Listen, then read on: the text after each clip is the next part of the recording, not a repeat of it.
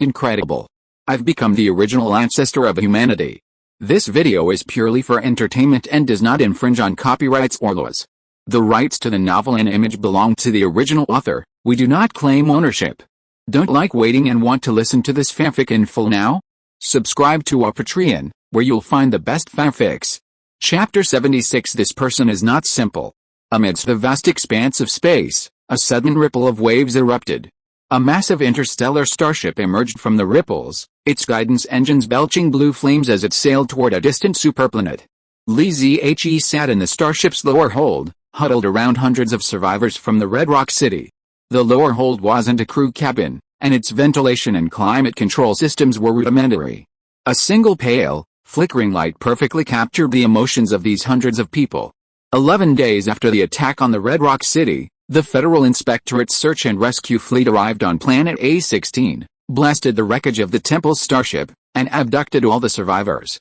Although the Temple's master Chen Tong declared that all the survivors had been forgiven by the gods and no longer held accountable for their sins against the vampires, the Inspectorate had indeed refrained from shackles or outright execution, as usual, for those who had served the vampires. But as everyone was herded into the starship's lower hold like cattle, intense fear gripped everyone. Some women and children began to suppress their sobs. They didn't know what awaited them: interrogation until death? Or labor until death? After dozens of hours of sailing, the starship suddenly jolted, and the exhausted and drowsy people stumbled. Everyone felt the starship slow down, knowing they had reached their final destination. Thinking of their fateful judgment, many panicked again. "Everyone, calm down," a woman in the crowd stood up, perching on a pile of luggage in the center of the starship's lower hold. "Don't panic. No matter what happens, we can only achieve the greatest benefit if we unite. Women, protect your children. Men, move to the front. Don't act irrationally." The woman issued a series of instructions, and the initial panic in the crowd was quickly calmed. The men automatically moved to the periphery, while the women and children retreated to the center. After dozens of hours of sailing, Li Zihe learned that the woman's name was Lin Shang. She had previously worked as a peripheral manager at the Red Castle Manor and possessed considerable management skills. However, her unwavering authority among the survivors stemmed from the thin, seemingly unrelated husband standing behind her. Lin Shang's husband, Gore, was a genetically enhanced F-type superpower. Li Zihe and his wife remembered him, remembering how Wheeler had mistaken Li Zihe for Gore when he had taken him to the wilderness to interrogate him for information. 10 minutes later, the door to the starship's lower hold opened, revealing Chen Tong, dressed in a white robe and veil, standing at the entrance. Behind her stood several immigration officers in Federation uniforms. Chen Tong glanced at Li Zihe among the crowd, then turned to the Federation personnel and said, "They are already Gao's people, voluntarily and devoutly believing in the gods and accepting the protection. Their resettlement must comply with Federation immigration regulations. Rest assured, sir, we will take care of them." The Federation immigration officers saluted Chen Tong respectfully and ushered the survivors out. Li Zihe followed the crowd forward. When he reached Chen Tong, they exchanged a casual glance, their thoughts connected. "Don't go undercover in the vampire clan anymore. Yes, remember to contact me if you have any difficulties. I'll contact you if you have any. Remember to send people to investigate the bug planet. I think they'll become a threat to humanity." "Okay. I'll make a suggestion when I return to the temple." Li Zihe walked a long way before Chen Tong quietly left, still undecided about how to handle their relationship. Hundreds of survivors followed the immigration officer out of the starship's hold. Passing through a space corridor, they realized they were at a large spaceport. Through the transparent corridor's exterior, Li Zihe watched as rows of starships docked at the city-like spaceport. Beneath the spaceport lay a large, grayish-white planet. Two immigration officers opened the hatch of a ground tour shuttle and addressed the hundreds of survivors of the Red Rock City. "Welcome to the origin of human civilization, the Zhuxing." Their tone was haughty and proud, and their eyes, filled with pity and a sense of superiority, looked upon the survivors. The shuttle landed safely on Zhuxing's surface. Everyone encountered no accidents, no mistreatment, and no separations. They were eventually assigned to the same neighborhood. However, the living conditions in this neighborhood were not unlike those in the outer districts of Red Rock City. Densely packed residential buildings, towering over large swathes of the sky, felt like an ant's nest. Li Ziyi was assigned a single apartment, just 5 or 6 square meters, with nothing but a bed. What the hell, you've been wandering around all this time. Have you fallen to the bottom of society again? Li Ziyi chuckled jokingly, tossed his simple greetings under the bed, turned, locked the door, and went downstairs. As they walked downstairs, they ran into Lin Shangor, a couple going door to door to check on all the survivors. Hey! Who's that? Lin Sha spotted Li Ziyi and immediately called out, "What's your name? Why haven't I seen you before?" Li Ziyi said, "My name is Li Ziyi, a traveler. I happen to come to Zuxing on the same starship as you guys. Of course you don't recognize me, traveler?" Li Ziyi. Lin Sha carefully considered the name Li Ziyi, but after confirming she had no recollection, she took a pen and paper and wrote down Li Ziyi's room number, agreeing to help each other in the future. After Li Ziyi left, Gore suddenly said, "This guy's not ordinary. Stay away from him from now on." "Why do you think he's not ordinary?" Lin Sha frowned. In her eyes, Li Ziyi was just a handsome young man, nothing special besides being incredibly handsome. But Gore, looking in the direction Li Ziyi had disappeared, said, "An ordinary traveler wouldn't be able to board a Star Overwatch starship. And judging by his clothes, he certainly shouldn't be living in a complex place like District 48. Seeing Lin Sha's disbelief, Gore added, "Don't forget, I was also a traveler before I settled in Red Rock City, and there's no telling how many difficulties I'd have to endure to return to Twilight Continent from Star City. We can't tolerate any unforeseen events." Lin Sha thought for a moment, then crossed out Li Ziyi from the notebook. Li Ziyi walked down the street, found a phone store, bought a SIM card, inserted it into the communicator Chen Tuang had given him, and dialed a number. A woman's voice answered. "Who are you looking for, you, Yao?" Yao was silent for a moment, then said in a charming voice, "What's wrong, handsome? Do you have any business with me? I'm in District 48 of Star City." "Where are you?" Yao's voice dropped considerably. "What do you want to do?" Li Ziyi's heart moved, and he said lightly, "Let's meet and have a drink." Chapter 77. Which masked man are you talking about? "Handsome, can I buy you a drink?" A pretty girl approached Li Ziyi's table and shyly asked his opinion. "Excuse me, I'm waiting for someone. Isn't the person you're waiting for still here?" the girl insisted with a smile. "Sorry. My friend will be here soon," Li Ziyi politely declined. Although Li Ziyi had chosen the bar with the highest prices and the best atmosphere in Block 48, where the patrons were well-mannered and reserved, he was still harassed 7 or 8 times in half an hour. Even worse, these 7 or 8 harassments weren't just from girls, but also from several women, nearly bringing Li Ziyi to the brink of murder. Even after being rejected by Li Ziyi, several girls didn't give up, glaring at him eagerly, waiting for the right opportunity. After an hour of waiting, Yao's graceful and alluring figure finally appeared at the bar entrance. She was still wearing her favorite blue dress, but it was much more flamboyant than in Red Rock City. Diamond-studded blue heels, a glimpse of sheer lace, and her hair swung in voluminous waves, she exuded a free and uninhibited air, a charming yet wild edge. True to her name, she was a true nightclub siren. If Yao had dressed this way back in Hongyan City, he Xiu and Molan would have had to clean up her mess constantly. But after Yao sat down next to Li Ziyi, her powerful aura frightened the surrounding girls away. Even the most savage nightclubber could tell a tiger from a tiger. Yao's appearance and demeanor were undeniably that of a club queen. "I can't believe we've met again. It's only been so long. I thought I'd never see you again." Yao smiled seductively as she sat down, one hand resting on her chin as she gazed at Li Ziyi with a bold, alluring gaze. Li Ziyi ordered Yao a drink, the cheapest of the bunch. Then, with a faint smile, he said, "I thought you never wanted to see me again in this lifetime." How could that be? "I'm so happy you're here to see me on my turf." Yao chuckled, emphasizing the words "my turf" as if hinting something at Li Ziyi. Li Ziyi's smile faded, and he said coldly, "Are you sure this is your turf?" Yao smiled, but a sense of unease settled within her. She had signed an inquiry document in Hongyan City. She truly didn't want to see Li Ziyi again. While Yao had given Li Ziyi her contact information, she hadn't told him she'd be in Qixing City. Li Ziyi had suddenly traveled across the vast starry sky to Zuxing, and she couldn't fathom his intentions. Li Ziyi took a sip from his wine glass and said, Don't worry. I asked you out just to consult you on something. Ask ahead. As long as it's information that doesn't violate the interests of others, I'll give it to you for free, Yao said generously. Have you seen the masked man in Hongyan City? Li Zihe looked at Yao quietly, his perceptions pushed to the limit, keenly observing the fluctuations in her eyes. Yao had been to Hongyan City before, and the masked man was also there. Was there any connection between the two? Masked man. Yao was stunned and asked, which masked man are you talking about, Li Zihe? There are many masked men in the supervisory department, Yao. If it is a masked man in the supervisory department, then it is a code name for the secret agents lurking within the vampires.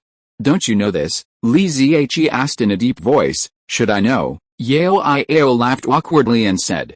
Both the Federation people and the vampires know it, because in many works of art on both sides, masked men and lurkers are the protagonists. Li Zihe really didn't know. When he was in the Red Castle Manor, he studied secret books that ordinary people couldn't access. At most, he looked at the information of several top-notch masters in the Federation. How could he look at any works of art? Handsome boy, why are you asking about masked men? However, after this question, Yao became obviously alert. After all, it involved the sensitive issues between the supervisory department and the vampires. Li Zihe casually replied, I met a very interesting man in Hongyan City. He claimed to be the masked man, and then he disappeared. Yao immediately said, that's hard to find. The masked man's whereabouts are very mysterious. Unless you go to the intelligence department of the supervisory department and ask, and you need to know his undercover number. Li Zihe didn't seem to hear Yao's evasion and continued, so how can you get in touch with the intelligence department of the supervisory department? I heard there are many brokers who can handle this kind of business. Yao shook her head vigorously, her hair rising in anger. No one dares to do this kind of business. Only senior inspectors have the authority to access information from the intelligence department, and they don't need money at all. Junior Inspector General. Li Zihe nodded, downed his drink, stood up, paid the bill, and left. Hey. Leaving now? I haven't even finished my glass yet. Yao watched Li Zihe walk out. No matter how she called out, he didn't turn back. The girls around him who were interested in Li Zihe suddenly looked at Yao with gossip and pity. No matter how beautiful you are or how seductively you dress, what does it matter? People still don't care about you. Li Zihe took a traffic map of Star City and took 3 subways in a row. It took nearly an hour. Under the gaze of countless pairs of surprised eyes, he arrived at the supervisory department in Block 3. This is a 30-story semicircular building with a large shield pattern inlaid on the gray wall. In the center of the shield is an inconspicuous cross star, which is very similar to the cross star mark of the temple. Li Zihe walked into the door of the supervisory department and a guard came out to ask questions immediately. After Li Zihe took out a parchment letter with the cross star mark of the temple, the guard was startled at first, and then let him in with a strange look on his face. A few minutes later, a short and fat inspector received Li Zihe. Judging from the epaulets on his uniform, he was a senior inspector. Hello, Mr. Li Zihe. I'm Qin Lai from the 3rd section of the personnel department. I'm here to process your onboarding procedures. Thank you, Section Chief Qin Lai. Don't call me that. I'm just a deputy section chief. Soon I'll be calling you Inspector General. Ha. The short, chubby Qin Lai, a smooth talker, joked with Li Zihe as he opened a holographic 3D image and brought up a tree-like list of positions. Mr. Li, these are all the positions you can choose from. Take a look at which one you like, and I'll help you immediately. Li Zihe, a little dazed, said, send me a copy so I can take a closer look. Qin Lai said sheepishly, I'm sorry, Mr. Qin.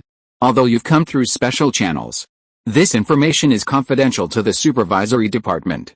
You can view it, but you can't. Li Zihe understood and said, I'll take a look here for a while. I'll give you my answer in 20 minutes, okay, take your time. Qin Lai agreed with a smile and tactfully left the room. Li Zihe took out his communicator and called Yao. I have something to ask you. Listen, there are the positions of Inspector of the Intelligence Department of the Supervisory Department, Deputy Section Chief of the 2nd Section of the Finance Department, and Deputy Section Chief of the Mecha Management Section of the Field Affairs Department. Li Zihe listed more than a dozen positions in one breath, then asked in a deep voice, which of these positions is the most important? Xiaowan on the other end of the communicator was silent for 3 minutes, then said quietly, I know you're rich, but it's absolutely impossible for you to buy these positions with money. Li Zhe said coldly, if you say another word of nonsense, I will give the interrogation materials to Xiu. Yao said angrily. You are handsome, but you have a bad heart. Most of these positions are nominal.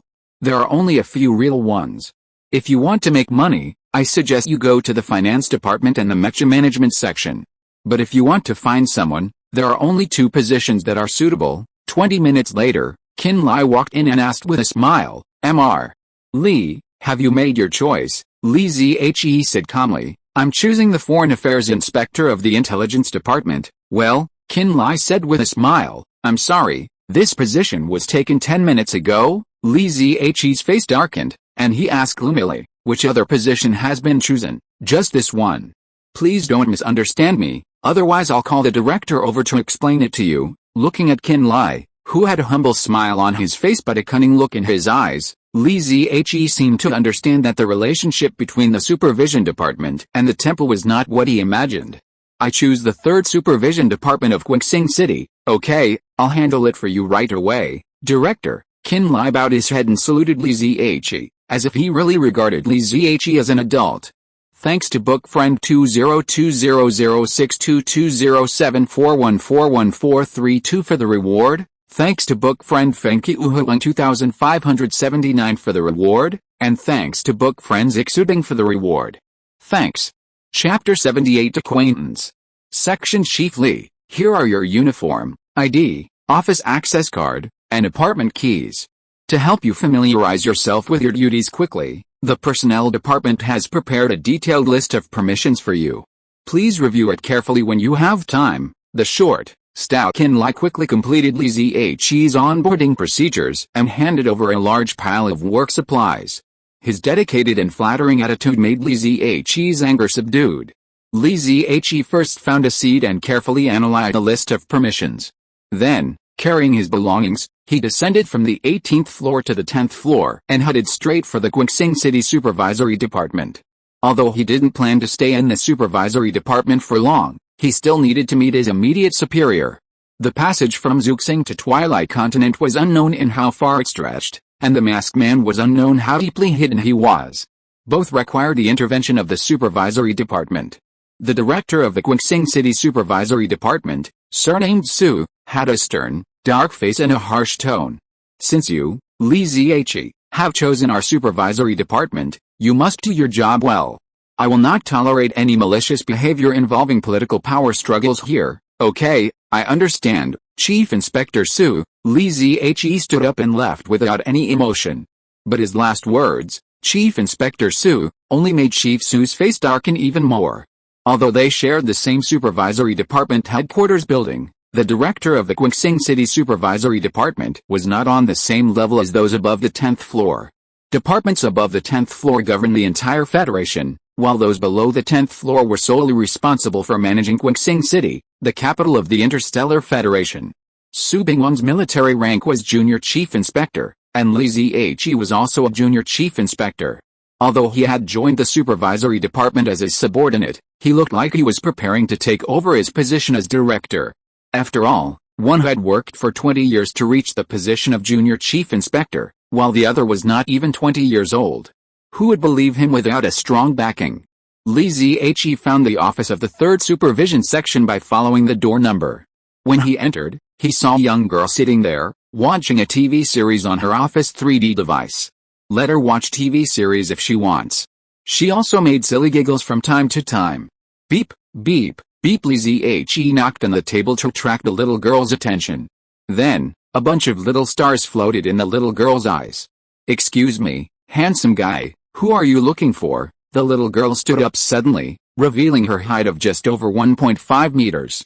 She smoothed the messy hair around her ears, revealing a neck that was a different color from her cheeks.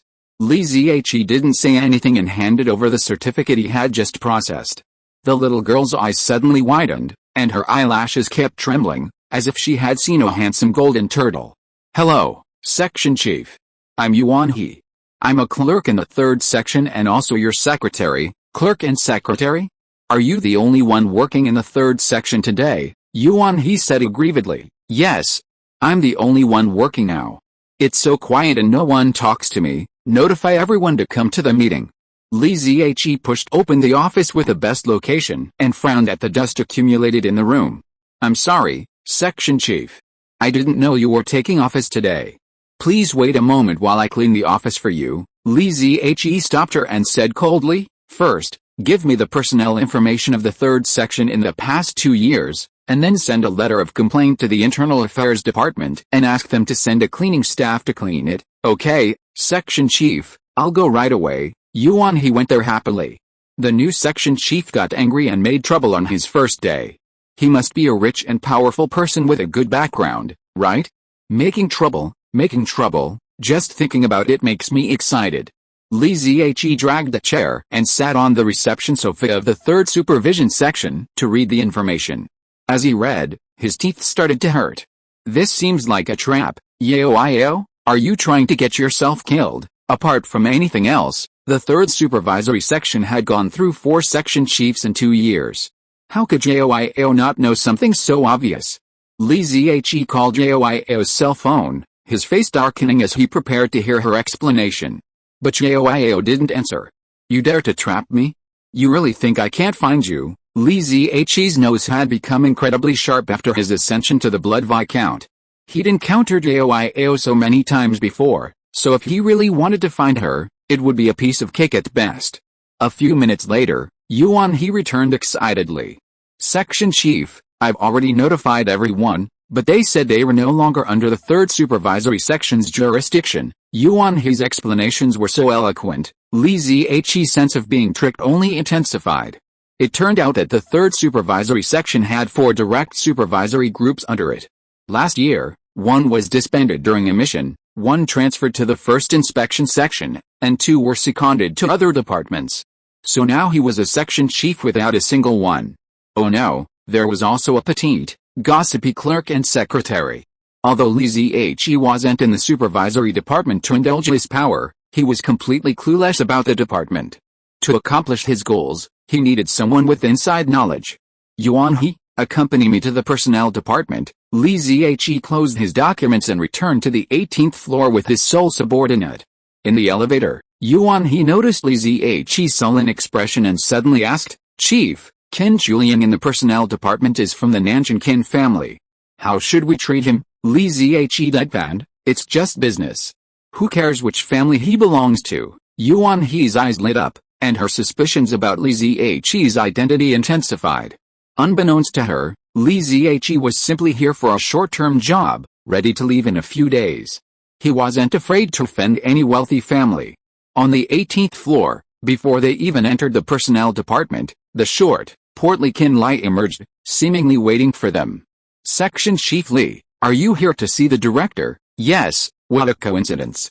The director is on the 36th floor. Li Zhe narrowed his eyes and asked, you mean I should go to the 36th floor to see the director? No, why would I have that intention? Qin Lai wiped his forehead, wiping away a few drops of sweat, and said with a flattering smile, what I mean is, if you have any problems, please tell me and I'll see if I can solve them. If I can't, I'll report to you immediately when the director returns. Li Zhe said bluntly, I want everyone assigned to the third supervisory section to return immediately. As for excuses like secondments, I don't want to hear about them. Well, we need to wait for the director to come back. I really, Qin Lai grimaced. As he spoke, a group of people walked in from the elevator. Yuan he approached Li Zhe and quietly introduced him. The middle-aged man in the front was Qin Julian, director of the personnel department. But Li Zhe only glanced at Qin Julian before focusing on the young man beside him. When one was delicate, looking like she'd just passed the age of adolescence and entered the ranks of young adulthood. This was someone Li Zhe knew well, and he had a deep impression of him. It was the 7-star mecha pilot he'd nearly captured during the Battle of River Valley No. 6. Li Zhe strode over, and Qin Lai couldn't stop him. Director Qin, I'm Li Zhe from the 3rd Supervisory Section of Guangxing City. I need to confirm something with you. Qin Julian's expression remained unchanged, and he asked calmly, I don't have time right now. Please hand over to Qin Lai first. Seeing Qin Julian turn to leave, Li Ziyi asked coldly, I just want to confirm the situation in the third supervisory section. Is it targeting me? Or someone else? Since he was here to cause trouble, he had to make a big announcement. When Chen Tong arranged his new identity, he had given the temple a lot of fanfare. How could he let down his authority now? Qin Julian turned around, his face turning from sunny to cloudy. But in the end, he didn't lose his temper. I'll send you a second-level inspection team, and you can handle the rest of the vacancies yourself. Li Ziyi readily agreed. Okay, I'll handle it myself. This was exactly what he was waiting for. Since he was asked to handle it, then he had a reason to do something extraordinary. Otherwise, if he wanted to achieve his goal, he would be really restricted. Chapter 79 I'm not from a rich family. Chief, I found out. Li Ziyi was in his office, studying his responsibilities, when his miniature secretary, Yuan He, trotted back in, a gossipy expression that hinted at a secret. Don't worry, sit down and tell me. Li Ziyi poured Yuan He a cup of tea. The delicate aroma of Teobao's premium Longjing tea flattered her. Not only are humans genetically deformed within the Federation, but even the flowers and plants are often misshapen. Therefore, pure tea is an absolute luxury in the Federation, and premium tea has always been the sole preserve of the wealthy. Even ordinary tea is priced too high for the average person. The supervisory department is a powerful institution within the Federation, and each department only receives a small monthly allotment of ordinary tea. Chief, I followed your instructions and asked a few of the sisters. I finally found out the young man's name is Qin K. He's the newly appointed Foreign Affairs Inspector of the Intelligence Department. He just started today, less than 10 minutes before you. It's true that enemies often meet on a narrow road. Li Ziyi had been irritated by the boy since he'd laid eyes on him today. It looked like Qin K was the one who'd snatched him away. Did you find out which wealthy family he came from? Rich family? Yuan He's eyes lit up. Section Chief, do you think he's from a wealthy family, too? Yeah, not just any wealthy family. Li Ziyi sipped his tea calmly, his pretentiousness reaching the level of a former dean of studies. That's right, Chief, you don't know. Although Qin K arrived alone today, Director Qin Julian was waiting outside for him half an hour beforehand. He then went straight up to the 36th floor. Yuan He said nervously, Chief, imagine how powerful a background this new employee must have to be to get to the 36th floor. Do you think he's from a wealthy family like you? From Nanjing? Li Ziyi glanced at Yuan He, poured a tea a refill, and said calmly, I don't know if he's from the Nanjing Qin family, but I'm sure he's not from the Jingchuan Li family. Hehe. Yuan He chuckled, lowered her head, and sipped her tea, but the gossip within her was already blazing. 2 junior inspectors, under 20, joining on the same day, one surnamed Li, the other Qin. Think about it, it's hard not to gossip. Moreover, when the chief had brought her up just now, he had been very tough with Director Qin, almost challenging Qin K. Okay, stop daydreaming. Go ask about the assigned second-level supervisory team and when we can start. Okay, I'll go ask. Yuan He ran out of the office, her legs never stopping, and headed straight for the third supervisory section. Needless to say, she was clearly not doing her work, but instead busy gossiping with her sisters. As lunch was approaching, Yuan He returned in a hurry. Chief, it seems we've been ripped off. There's something wrong with the assigned second-level supervisory team. Problem? What problem? Li Ziyi's face darkened, already planning how to get angry and cause trouble. Please take a look at the documents first. They're already outside, so there's still time to return them. Yuan He quickly handed Li Ziyi the documents and offered her suggestions. Li Ziyi opened them and his expression brightened. Let them in. A moment later, 3 people entered Li Ziyi's office. The first was a man in a windbreaker, taciturn and reserved. The second was a handsome young man, aloof and arrogant. Another woman wore a blue dress with a wavy, flowing skirt, her high heels making a clattering noise on the floor. Yuan He, go buy some lunch. This is our first dinner together. Li Ziyi tossed out a large bill, and the miniature secretary happily went off to get some money. The 4 remaining people in the room stared at each other, especially Xiaowan, who was eager to see a smile on Li Ziyi's face. Li Ziyi looked at Xiaowan and said through gritted teeth, Are you surprised? Surprised? No, not surprised. Yao quickly shook her head. We just received a call from Director Qin and rushed here. I was driving the whole time, so I didn't pay attention to your call. Bang! Li Zihe slammed the table and shouted, "Did I ask you that?" Yao played dumb. What did the chief want to ask? Don't you know what I want to ask? He Xiu and Molun both looked at Yao, especially He Xiu, his brow furrowed and his eyes stern. He had only just learned that Yao had been secretly communicating with Li Zihe. Ahem, Chief, you're new here today, so you might not be familiar with the third supervisory section. Let me give you a detailed introduction. Yao, unable to bear Li Zihe's gaze, began to explain. Although the third supervisory section is a second-class department, its jurisdiction is limited to the 8 blocks 41-48 of Star City. Unlike the departments above the 10th floor, which can extend their reach across the entire Interstellar Federation, but these 8 blocks are very special. They are the largest smuggling hub in Star City, and even the entire Federation. As Yao explained, Li Zihe gradually understood the characteristics of his jurisdiction. It can be summarized in 3 points: dirty, chaotic, and shady. Blocks 41-48 are deliberately designated as immigrant areas by the Star City City Hall, teeming with refugees, criminals, and organized crime. And this high crime population is only the surface phenomenon. Beneath this seemingly chaotic environment lies the shadowy forces of many wealthy families in the Federation, and many of the most shady and dirty work is carried out in these 8 blocks. Dear Section Chief, there have been a large number of vampires lurking in blocks 47 and 48 within our jurisdiction, frequently causing large-scale clashes with us, so you can go to the intelligence department and request the highest level of access to all information related to the vampires. After all, we have many masked individuals within the vampire community. You can even indirectly request a specific masked individual to conduct a targeted investigation. Yao repeatedly winked at Li Zihe, seemingly flirting, but in reality, reminding him that the third supervisory section had the authority to obtain information on the masked individuals. The small spark of anger within Li Zihe instantly died down. However, he had no intention of apologizing to Yao.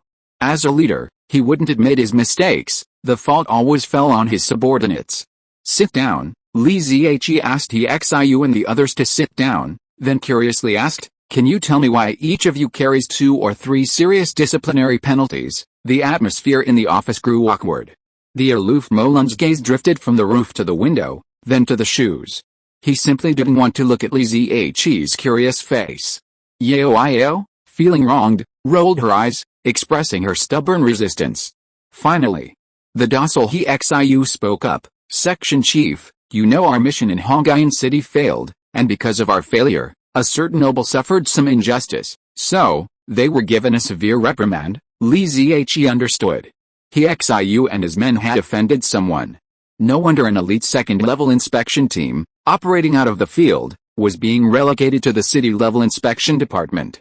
Looking at the Federation's 172nd inspection team at this moment, compared to when they were crippled in Hongyan City, their momentum seemed even weaker. Apparently, they were being collectively exiled due to someone's wrath. And it's very likely that the third inspection department will also be affected. When the Federation's nobles oppress someone, they tend to target large groups. Do you know which noble we offended? He Xiu shook his head, indicating that he didn't know who.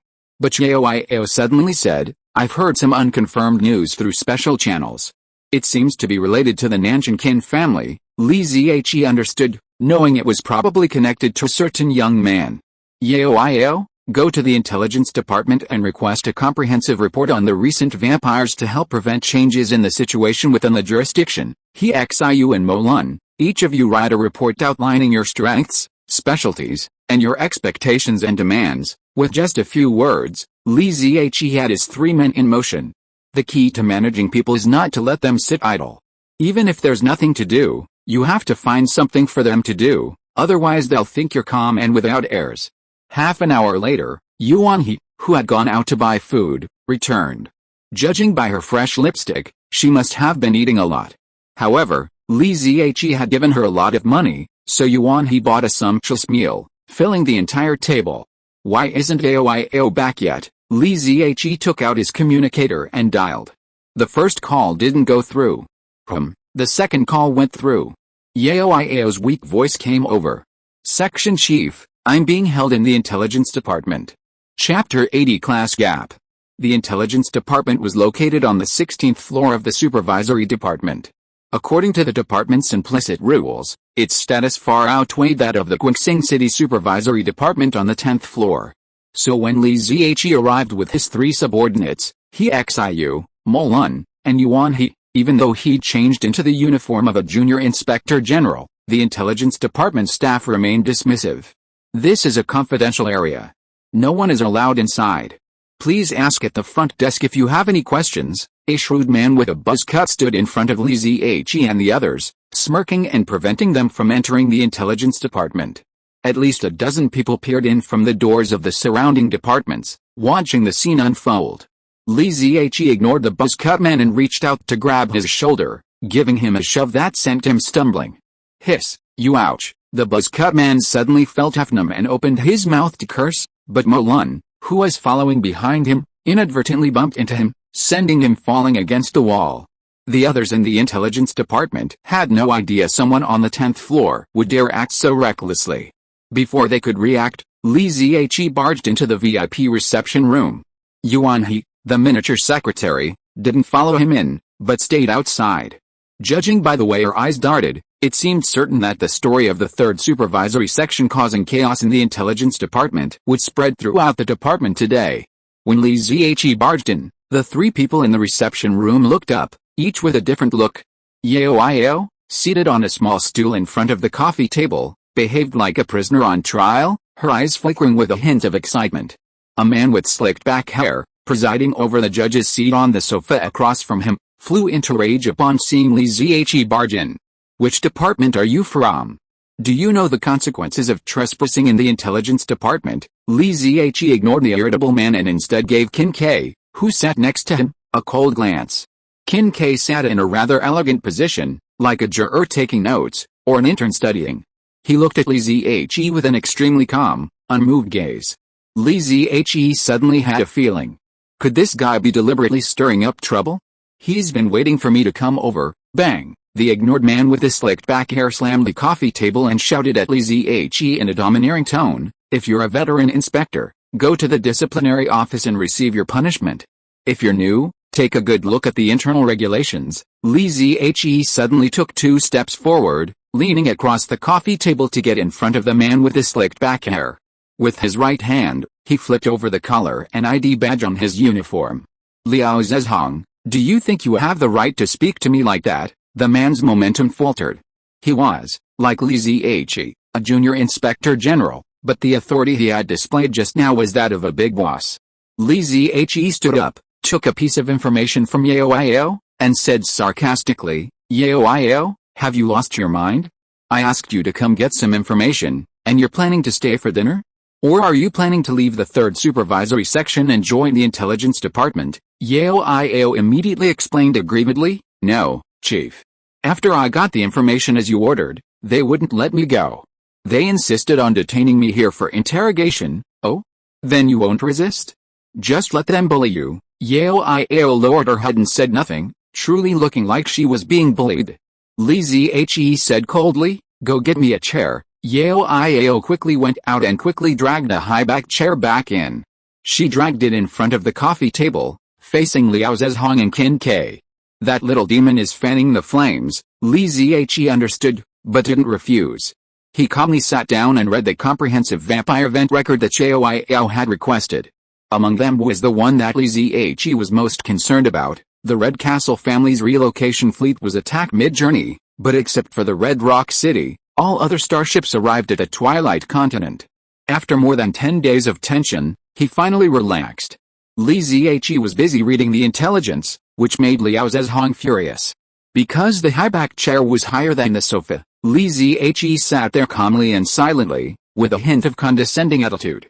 Liao Zezhong stood up suddenly and said with a gloomy face, Section Chief Li, Kelly is involved in an important intelligence case. We are just conducting routine inquiries with her.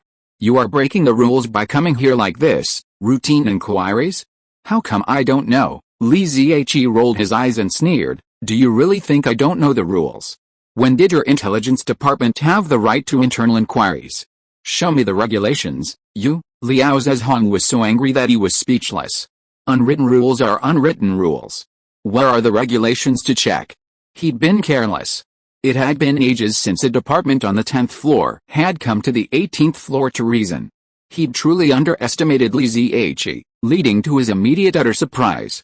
The quiet Qin Ke suddenly spoke up. Actually, this was a misunderstanding. I just started today, and while familiarizing myself with the intelligence case, I came across some details I didn't understand. Qin Ke handed Li Ziyi a document and said, "These details implicate Inspector Kelly. She happened to be requesting intelligence from the intelligence department, so I kept her here for tea and some consultation. You could have come to the inspection department for consultation. Why would I keep someone here? Don't I have any respect for my new position?" Li Ziyi expressed his displeasure as he read the document. But once he saw the details, he realized he was actually involved. It was a report on the vampire pilots in Red Rock City on the Crimson Star. It detailed the superpower levels of Mu Yu, Ethan, and others, along with assessments of their mecha piloting abilities. The last target of investigation had no name, only a few characteristics noted.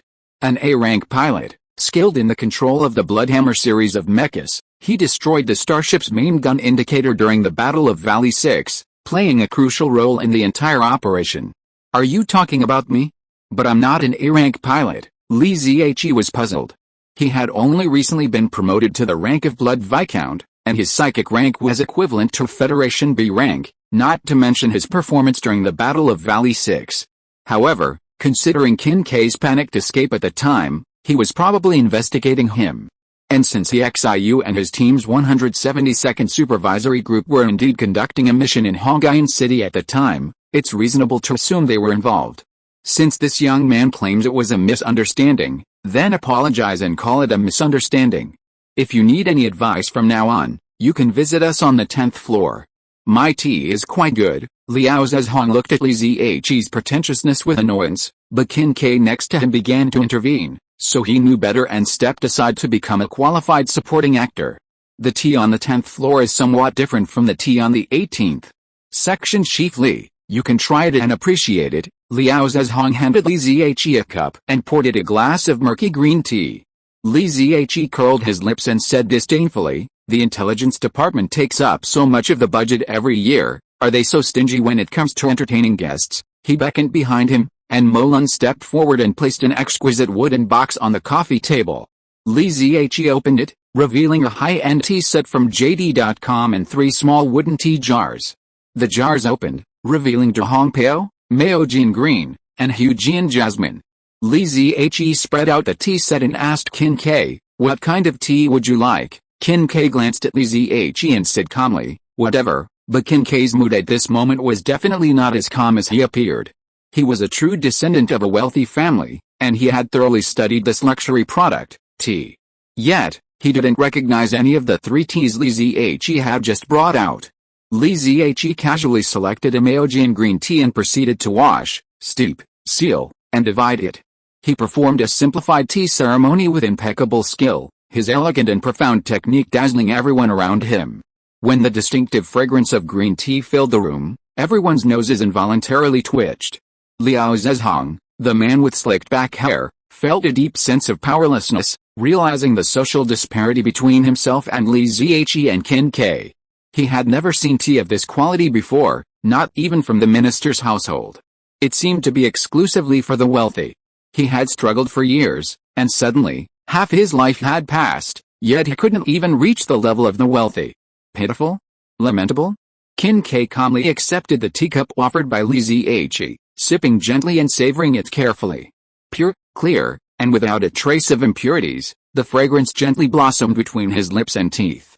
After finishing the whole cup, Qin Ke was certain that this tea was of the highest quality, something he had never tasted before. The tea is good. Qin Ke put down his teacup and looked at Li Ziyi. I haven't thought about what happened today. Li Ziyi smiled. I'm on the 10th floor. Come have tea with me when you're free, okay? Qin Ke agreed without a second thought. He had experienced many battles and rivalries between the children of wealthy families, and he felt that Li Ziyi was provoking him. As the eldest son of the Nanjing Qin family, he had no room to evade such a provocation. Chapter 81. Come to the door. Qin Kai stood before the floor-to-ceiling glass window, silently gazing out at Guixing City. Although he was now an external affairs inspector in the intelligence department, without the title of chief, he was assigned a separate office facing the sun. A gentle buzzing sound echoed as Qin Kai connected his private communication.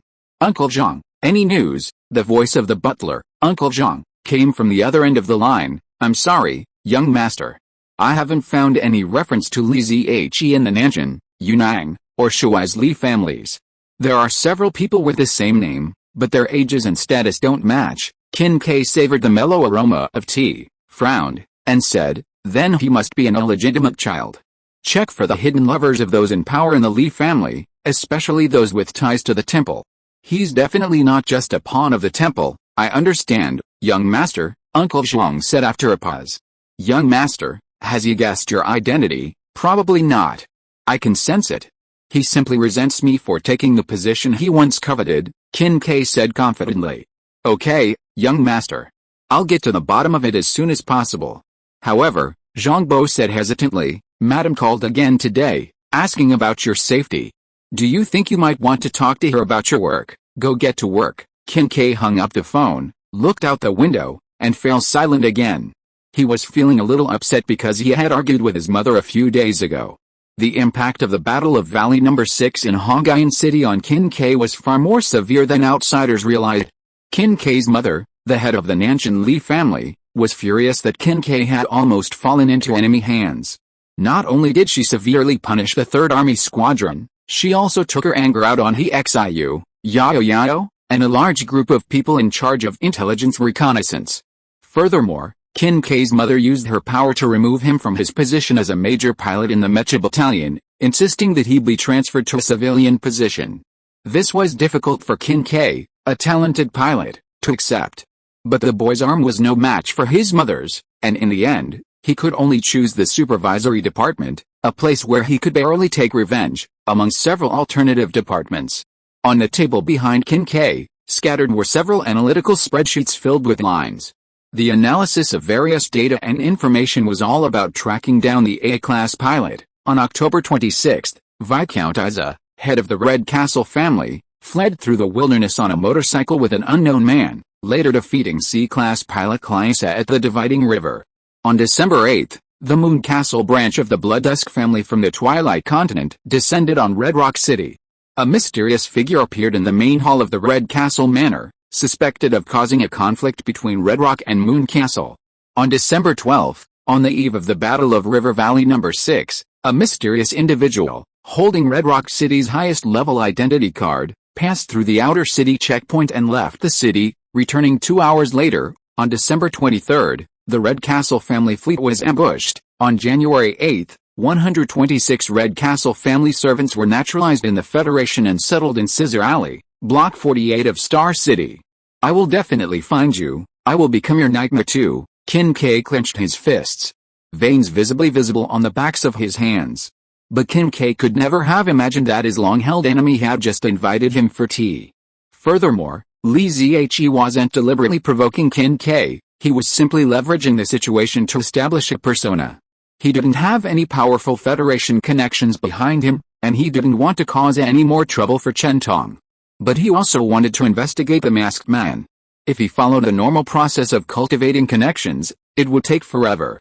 That's why Li Zhe acted like a bully, forcing you to cooperate whether you wanted to or not. Sometimes people just have to act tough, and the more fake they are, the more they act tough. While Qin Kai's office was a lonely place, Li Zhe's 3rd supervisory section was bustling with activity. After lunch, the peripheral inspectors from blocks 41-48 learned of the news and rushed to meet the new section chief. Seeing Li Zhe's youth, they didn't show any disdain. Instead, their eyes lit up. Anything out of the ordinary is a demon, they thought. What does such a young junior inspector represent? Then, as everyone listened to Yuan He's murmurs, they imagined the new section chief's impressive exploits like a TV series. Everyone was delighted. Finally, a wealthy young man had taken a fancy to the 3rd supervisory section. After years of frustration, the 3rd supervisory section was finally poised for a comeback. After get-off work ended in the afternoon, The third supervisory section escorted Li Ziyi out of the supervisory department and held a banquet to celebrate his appointment. At the banquet, He Xiu and Molan remained reserved, but the peripheral inspectors were fawning, nodding and flattering, and praising Li Ziyi to the skies. Li Ziyi maintained a cool attitude throughout, and did not comment on the actions of these temporary subordinates. Only when everyone took out the greeting gifts at the end, he symbolically accepted a small portion, which made everyone feel relieved. No matter how decadent the third supervisory section was, it was only suppressed by its own people within the supervisory department. The inspectors were still arrogant outside. In the 8 most chaotic blocks of the Federation, who didn't abuse their power for personal gain? A new emperor appoints new ministers, and no one wanted to be replaced by the new section chief's cronies. After eating and drinking, everyone rushed to send Li Ziyi home, and some even gave him a card directly. But in the end, Li Ziyi still chose Xiaowan, which made several pretty female inspectors have many unhealthy thoughts. Xiaowan's car was a magnetic sports car, but it used special means to simulate a cool exhaust sound, which was very consistent with her soaring temperament. Li Ziyi, sitting in the passenger seat, suddenly said to Xiaowan, "Do you have something to ask me?" Xiaowan remained silent for a few seconds while driving. Section Chief, what do you want to do with that masked man? Yesterday, when Li Ziyi had mentioned the masked man to Xiaowan, she had thought he was joking. But today, Li Ziyi had become the section chief of the supervisory department, and Xiaowan began to worry. After all, by helping Li Ziyi with his advisory position, she had already leaked the department's secrets. What if he had ulterior motives? Li Ziyi looked out the window at the street scene passing by and suddenly laughed. I want to find that masked man, take off his mask and take a look. Maybe I can talk to him about the origins of humanity. Li Ziyi didn't let Xiaowan take him back to the 48th Street area, but got off at the subway station halfway. Although the supervisory department had prepared an apartment for him, Li Ziyi didn't want his exact whereabouts known, so he didn't plan to live there for the time being. After 2 more subway changes, Li Ziyi arrived at the 48th District Station. He first went into the station's restroom and spent 30 seconds applying makeup, masking most of his handsome appearance and returning to his Li Ziyi's look. The top-notch makeup techniques he'd learned from Yu had become a master Li Ziyi had mastered to perfection.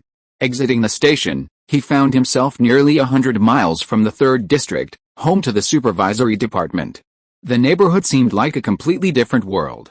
Following his memory, Li Ziyi navigated the streets and alleys, dodging 7 or 8 flirtatious prostitutes, sidestepping several gang fights, and observing several ruthless gangs engaging in smuggling transactions. He gained a deeper understanding of the 3rd District's jurisdiction. Orderly urban management was non-existent here. Under the cover of night, the 48th District reeked of the indelible smell of blood and decay. 10 minutes later, Li Ziyi spotted his own residence, Building 128 Scissor Alley, from a distance. As he reached the lower level, he spotted a few survivors of the Red Rock City, scattered around, taking on a self-appointed guard duty. That woman, Lin Shan, has her ways. Li Ziyi secretly admired her. 100 or so new arrivals, able to stick together and organize themselves, certainly made it easier to navigate the complex environment of Block 48. Li Ziyi entered the elevator, but before the doors closed, he suddenly emerged, frowning and ducking into the adjacent stairwell. A few minutes later, Li Ziyi peeked through the crack in the stairwell door and saw Lin Shan emerge, accompanied by several sheriff's officers and a young man in a hoodie. Huh? So soon? Li Ziyi's eyes narrowed. The young man in the hoodie had a plain face, speaking little among the crowd. But Li Ziyi, judging by his figure and demeanor, was certain it was Qin Ke. Just now, as Li Ziyi entered the elevator, he sniffed out of habit and unexpectedly caught the scent of Qin Ke. He hadn't expected to see him downstairs. Is he wearing makeup like me, or a human skin mask? Thanks to the book friend Chaos Spark for the reward? Thanks to the book friend Kagura for the reward? Thanks to the book friend Gu Liao Fengchen for the reward. Oh. If you're listening to this novel on a channel other than Fanfic World, it means they downloaded and uploaded it without effort. We cordially invite you to visit our channel, Mundo Fanfic Novelis. There you'll find the original version of this story and you can explore many other novels of various genres. We're waiting for you to immerse yourself in a world of incredible novels. Chapter 82 Stupid Illiterate. After leaving Scissor Alley, Kin K parted ways with the sheriffs and walked alone down the side street. Most of the street lights in District 48 were broken, their flickering light casting a long, lonely shadow on him. Several dark figures flashed from the alley and followed Kin K with malicious intent, but Kin K seemed preoccupied, oblivious. Li Zhe trailed behind them from a distance of several dozen meters, waiting for a fight to break out. Kin K was at least a sea-level psychic, so a few thugs plotting against him were sheer madness. But before Kin K could strike, Li Zhe abruptly turned and slipped into a nearby alley, quickening his pace to escape. Within seconds of his turn, the thugs, weapons drawn, fell to the ground, lifeless. Kin K continued his solitary journey, silently entering the subway station at the corner. Li Zhe walked faster and faster, but the sense of danger in his mind grew stronger.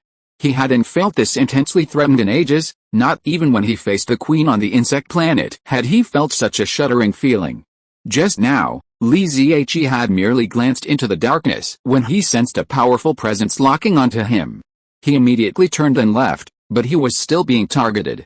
Kin K actually has such powerful guards, his identity is certainly not simple. Li Zhe's figure swiftly passed through alleys and streets, engaging in an invisible battle with his pursuer. While Li Zhe didn't utilize the powerful stealth abilities of the hide inscription during this battle, he employed various tactical techniques to unleash a high-level anti-tracking strategy. He didn't want to expose his exceptional stealth abilities unless necessary, as the wealthy feared the innate abilities of assassins born with them. If Kin K's guards determined that he posed a significant threat to Kin K, it would inevitably provoke a violent reaction from the Kin family. Even if he managed to evade pursuit today, a larger-scale search would follow. Li Zhe couldn't bring himself to confront the Kin family directly. Even the powerful figure behind him felt overwhelming. He quickly streaked through the streets, pondering how to escape. In the darkness of a city, the escapee has an unequal advantage over the pursuer. The pursuer, closing in on him, must be incredibly powerful, otherwise Li Zhe's inherent danger perception wouldn't have triggered such a strong alarm. The dangerous pursuer, despite Li Zhe's counter-tracking tactics, remained relentless, refusing to shake off his presence. Li Zhe attempted several attempts at stealth, but the pursuer steadily closed the distance. If the pursuer hadn't been constantly scanning him with a special telepathic ability, Li Zhe would have suspected he was a vampire with a keen sense of smell. Figures lurked in the darkness ahead, two well-armed gangs engaged in a shady transaction, now in its final stages. It's a good thing it's not over yet, otherwise I'd have to wait another day. Li Zhe witnessed the transaction on his way home and immediately, silently approached, taking out a few items and making a small gadget. As he left, Li Zhe deliberately made a noise to alert the wary parties. A few seconds later, a tall, gray-haired man caught up and burst into the darkened scene, encountering dozens of bandits standing in formation. Bandit Leader A, are they your men? Bandit Leader B, no, I smell danger. The gray-haired man glanced at the wary crowd, but, not sensing the figure he was tracking, he turned and left to pursue other leads. Boom, just as he was about to turn, a burst of flames erupted nearby, sending several wary bandits flying and illuminating the tall man's figure, his contemptuous gaze. Fuck him, da da da da da da. Suddenly, bullets rained down, gunshots roared like thunder, and dozens of flames blazed wildly at the tall man. Bandits were bandits, armed with at least 5 or 6 blue flaming Gatling guns and 3 maneuverable armor suits. The leaders of both sides were even powerful superpowers. But in just a minute, all the bandits lay on the ground, watching the man, barely even a scratch, die in despair. The tall man quickly faded into the night, his perception radiating in all directions, searching for the vague and cunning figure. But a minute's delay had completely deprived him of all clues to Li Zhe. He was silent for a moment, then answered the encrypted call. Madam, I've noticed someone following the young master in Block 48 of Star City. I've lost them. Who is it? I'm not sure. Perhaps a vampire, perhaps from another family. They're very powerful, but I'm unsure of their specific intentions. How powerful? Not as powerful as me. The woman on the other end paused, then said calmly, that puts my mind at ease. Xiaowan has been feeling down lately. Please bear with me, I understand, madam.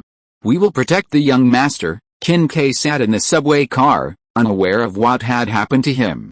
It was already 9 o'clock in the evening, but the city center train was still packed.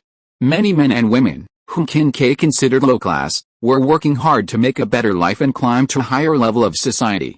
Buzz buzz buzz, a slight vibration, and Qin Ke pulled out his private encrypted communicator, immediately attracting the attention of most people in the car. Personal communications in the Federation aren't as accessible as they are in China. Most people's communicators don't work in the subway. Not only are the plans that allow calls there incredibly expensive, but they also require a certain level of status to apply for. Qin Ke hesitated for a few seconds before answering the call. "What's up, mother?" Madam Qin's kind voice came over. "Zai okay, if you call me that, I'll be really angry." Qin Ke lowered his head, his stubbornness vanishing. Mother and son had been at odds for days, and today's call from his mother was essentially a disguised attempt to coax him. "I'm sorry, Mom. I just wanted to do something I wanted to do. I support you in your pursuit of action, but you also have to be mindful of your own safety. Do you know how dangerous the 48th block is? You were only there for 47 minutes, and you were already being targeted by an A-rank expert. Zai okay, today is your first day on the job. There will be more people targeting you in the future, so you must follow Qin Zhong's advice." Qin Ke was a little confused, but it wasn't because he was being targeted. He had experienced this kind of situation numerous times since he was a child. His mind was now filled with his mother's words, A-rank expert, and he subconsciously thought of that memorable A-rank pilot. Oh, no.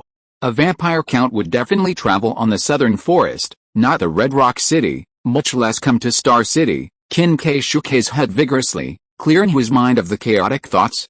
Lately, he'd been constantly distracted by that A-rank pilot, even secretly studying psychology. Li Zhe emerged from the darkness and walked into the scene of the bandit trade, where corpses lay scattered. He felt no guilt for the bandits' deaths, having just glimpsed their bargaining chips. 2 large boxes had been overturned, spilling a vast amount of glass syringes. The thick stench of blood filled the night air, lingering for a long time. PFFT. A bunch of stupid illiterates, Li Zhe spat, cursing silently. Li Zhe knew of the various gene plundering methods circulating within the Federation. As someone possessing the plunder inscription, he knew even more clearly that extracting blood and marrow to create gene-correcting potions was the lowest form of the low. Li Zhe toured the trading site, plundering a large amount of the transaction funds into his own fortune bird inn, and then quietly departed. Li Zhe was very adept at scavenging corpses. Chapter 83. This sentence is very sophisticated. Li Zhe returned to his studio apartment, opened the Fortune Bird Express, and first wired some money to his sister. Then he began to count his gains from the night. There was a large box of $1,000 federal currency, a small box of high-purity gold, and finally, a box of pale white powder. Li Zhe took a little of the powder and sniffed it, a faint sense of excitement rising in his mind. It turned out to be a highly potent hallucinogen. Human desire is indeed the root of all the evil in the world. Li Zhe tossed the gold and hallucinogen into a corner of the express station. He took out a large roll of $1,000 bills, examined them, and confirmed they were not consecutive numbers or counterfeit. Then he pocketed them with confidence. A stingy boss is not loved by his subordinates. He keeps a group of lackeys, and always makes sure they are fed fresh bones every now and then.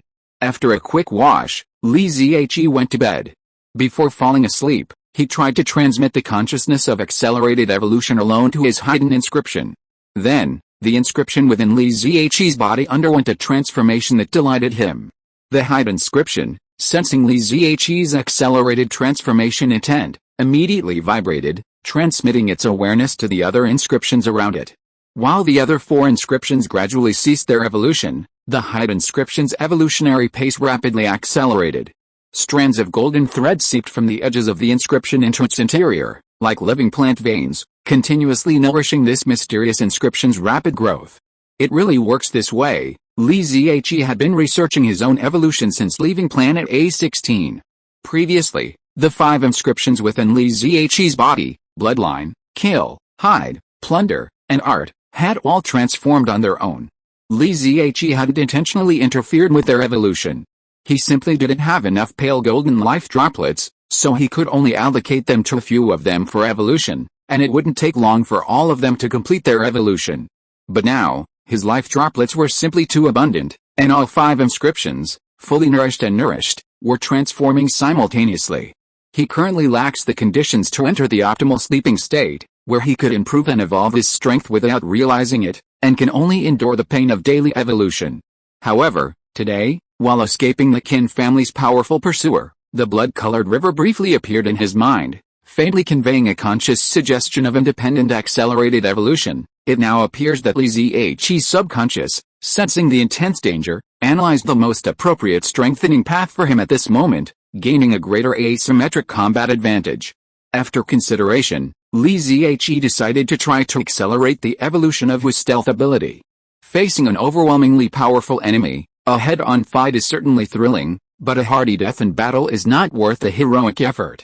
Therefore, hiding oneself from the enemy's perception and choosing the perfect moment to strike is the most effective way to inflict damage. Today, Li Ziyi was chased for more than 10 blocks by Qin K's guards.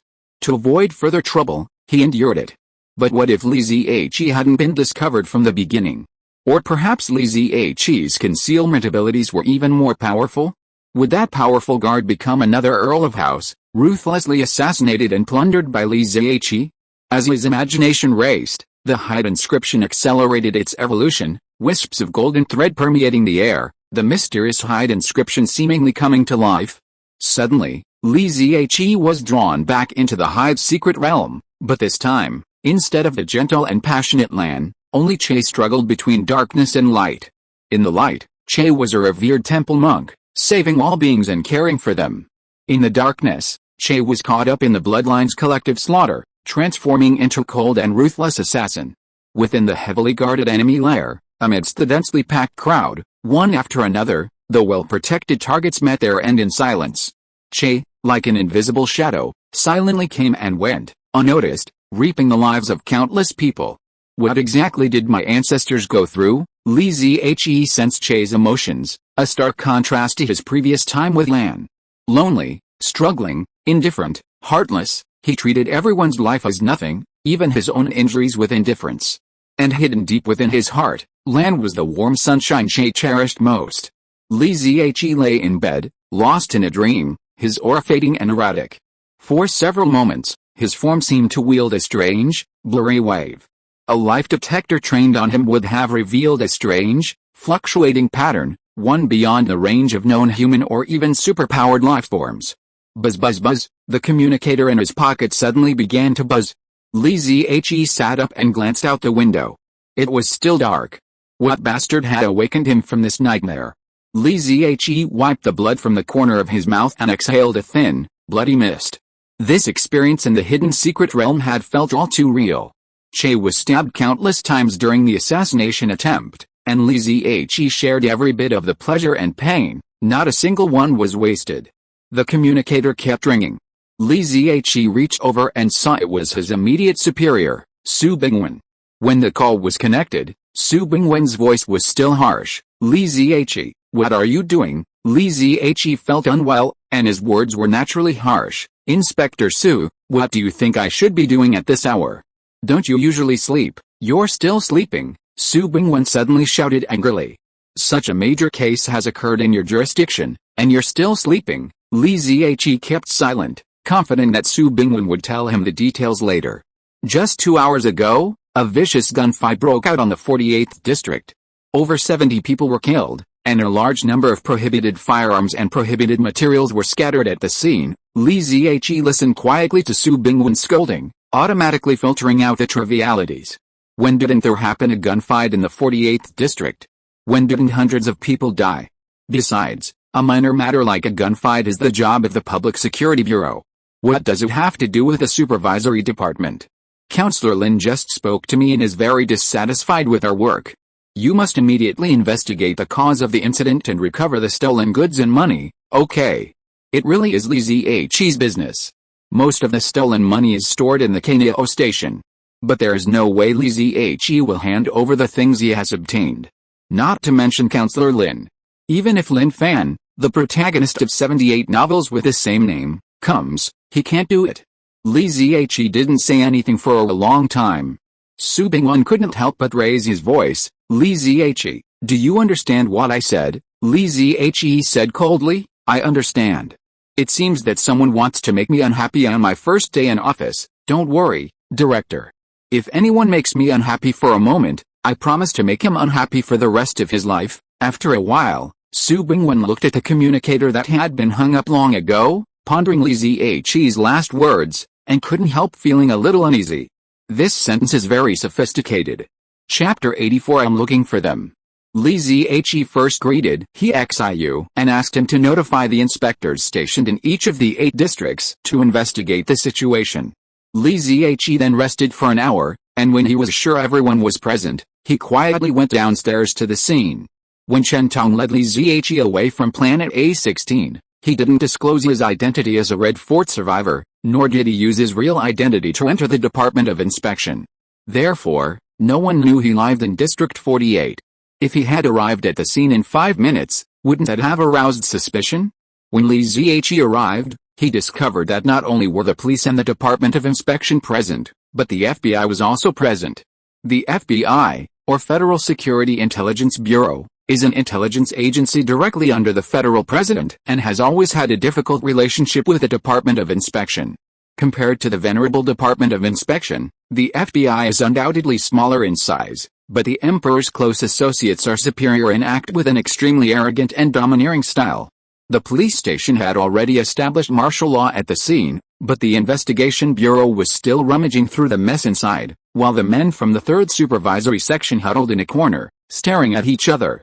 Li Ziyi slowly approached and asked, "Old 8, have you found out what's going on?" At the banquet yesterday, the inspectors assigned to the 8 neighborhoods had introduced themselves.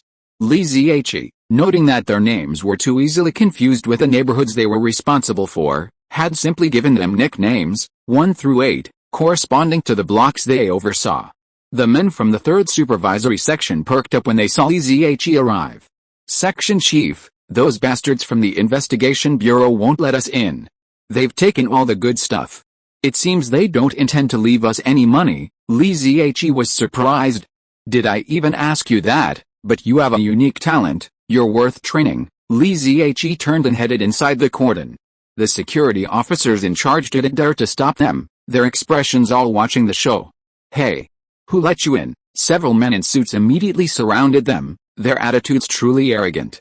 Li Ziyi coldly demanded, "Who dares not to let the supervisory department come?" The man in the suit, well prepared, began reading the regulations. "According to Federal Legislative Council Interim Resolution Number 84, your current actions are illegal." It must be said that the Bureau of Investigation had a very respectable image, all dressed in suits and ties, speaking eloquently and forcefully, throwing accusations at everyone without a care in the world. Meanwhile, Li Ziyi's men, the man in the trench coat and the woman in suspenders, all dressed in a motley assortment, looked like scattered soldiers. They didn't even have the courage to fight. No wonder they were looked down upon. "I advise you to leave immediately before you cause a greater mistake. We won't pursue the matter further, Pa." Li Ziyi slapped the chattering man in the suit in the face, sending him flying. 3 bloody teeth flew out of his mouth. "Don't you consider your rank? Do you think you have the right to lecture me on regulations?" Li Ziyi didn't even glance at the other men in suits, but walked straight towards the woman in the back. Arriving before the woman, Li Ziyi raised his chin slightly and introduced himself, "Junior Inspector General of the Supervisory Department, Li Ziyi. May I ask who you are?" The woman didn't answer immediately, but her brow furrowed. While ranks varied across federal departments, most, whether military, police, or other miscellaneous ranks, were based on a hierarchy of superpowers. A junior inspector general corresponded to a minimum superpower level of C, with some without a strong background even requiring a B level. It was obvious that the woman's rank was not as high as Li Ziyi's. She was silent for a few seconds, then said firmly, "You hit one of our people." Li Ziyi raised his palm and smiled. "You can try hitting someone too." The woman stepped back, sensing a threat from Li Ziyi's raised hand. But then she realized he had merely smoothed his hair, showing off his prowess. The woman gnashed her teeth in anger. Li Ziyi had just fainted, and she had dodged back. This was a huge loss of face. The rest of the investigation bureau had already gathered, forming a line behind the woman to confront Li Ziyi. Seeing their boss being humiliated, 2 of them immediately rushed forward to block the woman. Li Ziyi didn't move, but instead turned to glance at Xiu. The man in the windbreaker stepped forward with a stern face, reached out and tugged twice, then pulled the two men in suits aside. "What are you doing?" Stern warning, "Don't go too far," the bureau men roared again, but their momentum was noticeably weaker than before. The woman leading the charge remained stern and silent, but her mind was rapidly weighing the pros and cons. She had volunteered to handle this matter today, and many of her colleagues, who had been slow to realize it, were jealous of her for grabbing a good job. The third supervisory section of the supervisory department had been a coward for a long time, while the investigation bureau could dominate Area 48. But when had the third supervisory section become so arrogant? Those two men who had been pulled aside were no pushovers. One of them was a D-level superpowered user, and yet they were taken down by a mere minion? Of course, if the woman knew that he Xiu was the leader of a second-level supervisory team, she wouldn't think so. At this time, someone felt something was wrong. A man in a suit from the investigation bureau made a phone call and whispered something in the woman's ear. The woman's expression changed continuously, and finally she said to Li Ziyi, "We got here first. Since you also want to investigate, then each of you should investigate separately." Li Ziyi nodded, "Okay. Everyone should use their own abilities, and no one should try to take the cake." Everyone on both sides dispersed and began to quickly search for valuable items and clues. Lao Bar recognized several people from the corpses and made a series of calls, asking his informants for clues, while the others piled up some leftover scraps, preparing to report to their superiors. "Chief, the situation is basically clear. These two gangs are linked to the Helen Lin family and the Punk family, respectively. They're elite mercenaries from each family. Apparently, the transaction involved was substantial. The Public Security Bureau sealed off the scene immediately after the incident, so the items shouldn't have been stolen." "Nothing stolen," Li Ziyi sneered. When he left, there were 3 mobile suits on the ground. Now, how could only one, shattered one, remain? Not even a Gatling gun. Who was he trying to fool? Old 8, sweating, said cautiously, "I'll investigate further, but we can't admit to any stolen items right now. Otherwise, the Lin and Punk families will openly demand compensation, and we won't be able to fill this hole." Li Ziyi understood. The Helen Lin and Punk families had lost, but unwilling to accept the loss, they were using tactics to get the Supervision Department and the Investigation Bureau to intervene and recover their property. Ideally, they could even rob the thieves and take all the stolen goods and money for themselves. No wonder Blocks 41-48 became a smuggling mecca. No wonder the chiefs of the 3rd Supervision Section didn't last long. The chaotic streets, a hodgepodge of people and things, were a scene of power struggles. In a local county, a sheriff might have just snapped up all the smugglers. But in Star City, that wasn't the case. A single smuggling operation involved too many influential figures, and the interfering handicaps of several departments rendered the law virtually ineffective. Let alone a lowly sheriff, even the head of the 3rd Supervisory Section faced countless obstacles trying to apprehend smugglers. An unintentional offense against a family's trusted aide would likely result in serious consequences. Li Ziyi kicked a few bullets on the ground, and suddenly said to Xiu, "Tell me about the situation at the scene." Xiu said in a deep voice, "Judging from the shooting trajectory of the bullets, the two groups did not fight to death with each other. Instead, it seemed that they joined forces to fight against a powerful murderer, and were finally killed by the murderer. There are a large number of large-caliber armor-piercing bullets scattered at the scene. Judging from the shooting positions, there are at least 5 rotary machine guns. The mechanical footprints on the ground are not the same, so there was not only one mobile armor fighting at the time." Several external inspectors of the 3rd Supervision Department looked at Xiu in surprise, not understanding why he could observe so many detailed clues in just a few minutes. Li Ziyi instructed Laoba, "We cannot report the lost items, but we can't be so unruly on our territory. You go and check it out later and let those who are careless spit out the things. It is a benefit for the brothers." "I understand, Section Chief," Laoba happily agreed, and he was very fond of the young Section Chief. "Don't rush to get rich yet," Li Ziyi said, pointing to a corner. "Go check that new dirt for clues." The Section Chief gave the order, and several inspectors rushed over. After a careful inspection, they actually found a tiny trace of new soil. Laoba blinked and asked Li Ziyi, "Section Chief, should we dig now?" "Dig?" Several shovels took turns swinging, and soon 2 large, temperature-controlled boxes were unearthed. This was the wisdom of the grassroots. Before the police arrived, Natives from Area 48 must have entered the trading site and taken items like Gatling guns and mobile suits. But blood marrow is a sensitive item, and taking it right away could easily lead to trouble. So they buried it and waited to see what happened. If the owner of either case wasn't well connected, they would dig it up and try to sell it. If it belonged to someone important, they would just let it rot in the dirt. But who could have predicted that Li Ziyi's sense of smell was not only countless times sharper than a dog's, but he also knew about the blood marrow's existence. After a careful search, he finally found a clue. Section Chief, we have found contraband. These people are illegally trading blood marrow. Lao Ba came closer again. Section Chief, do we have to hand all these over? Li Ziyi glanced at him with his eyes slanted. Do you have any connections? Lao Ba smiled obscenely. Section Chief, I do have some connections.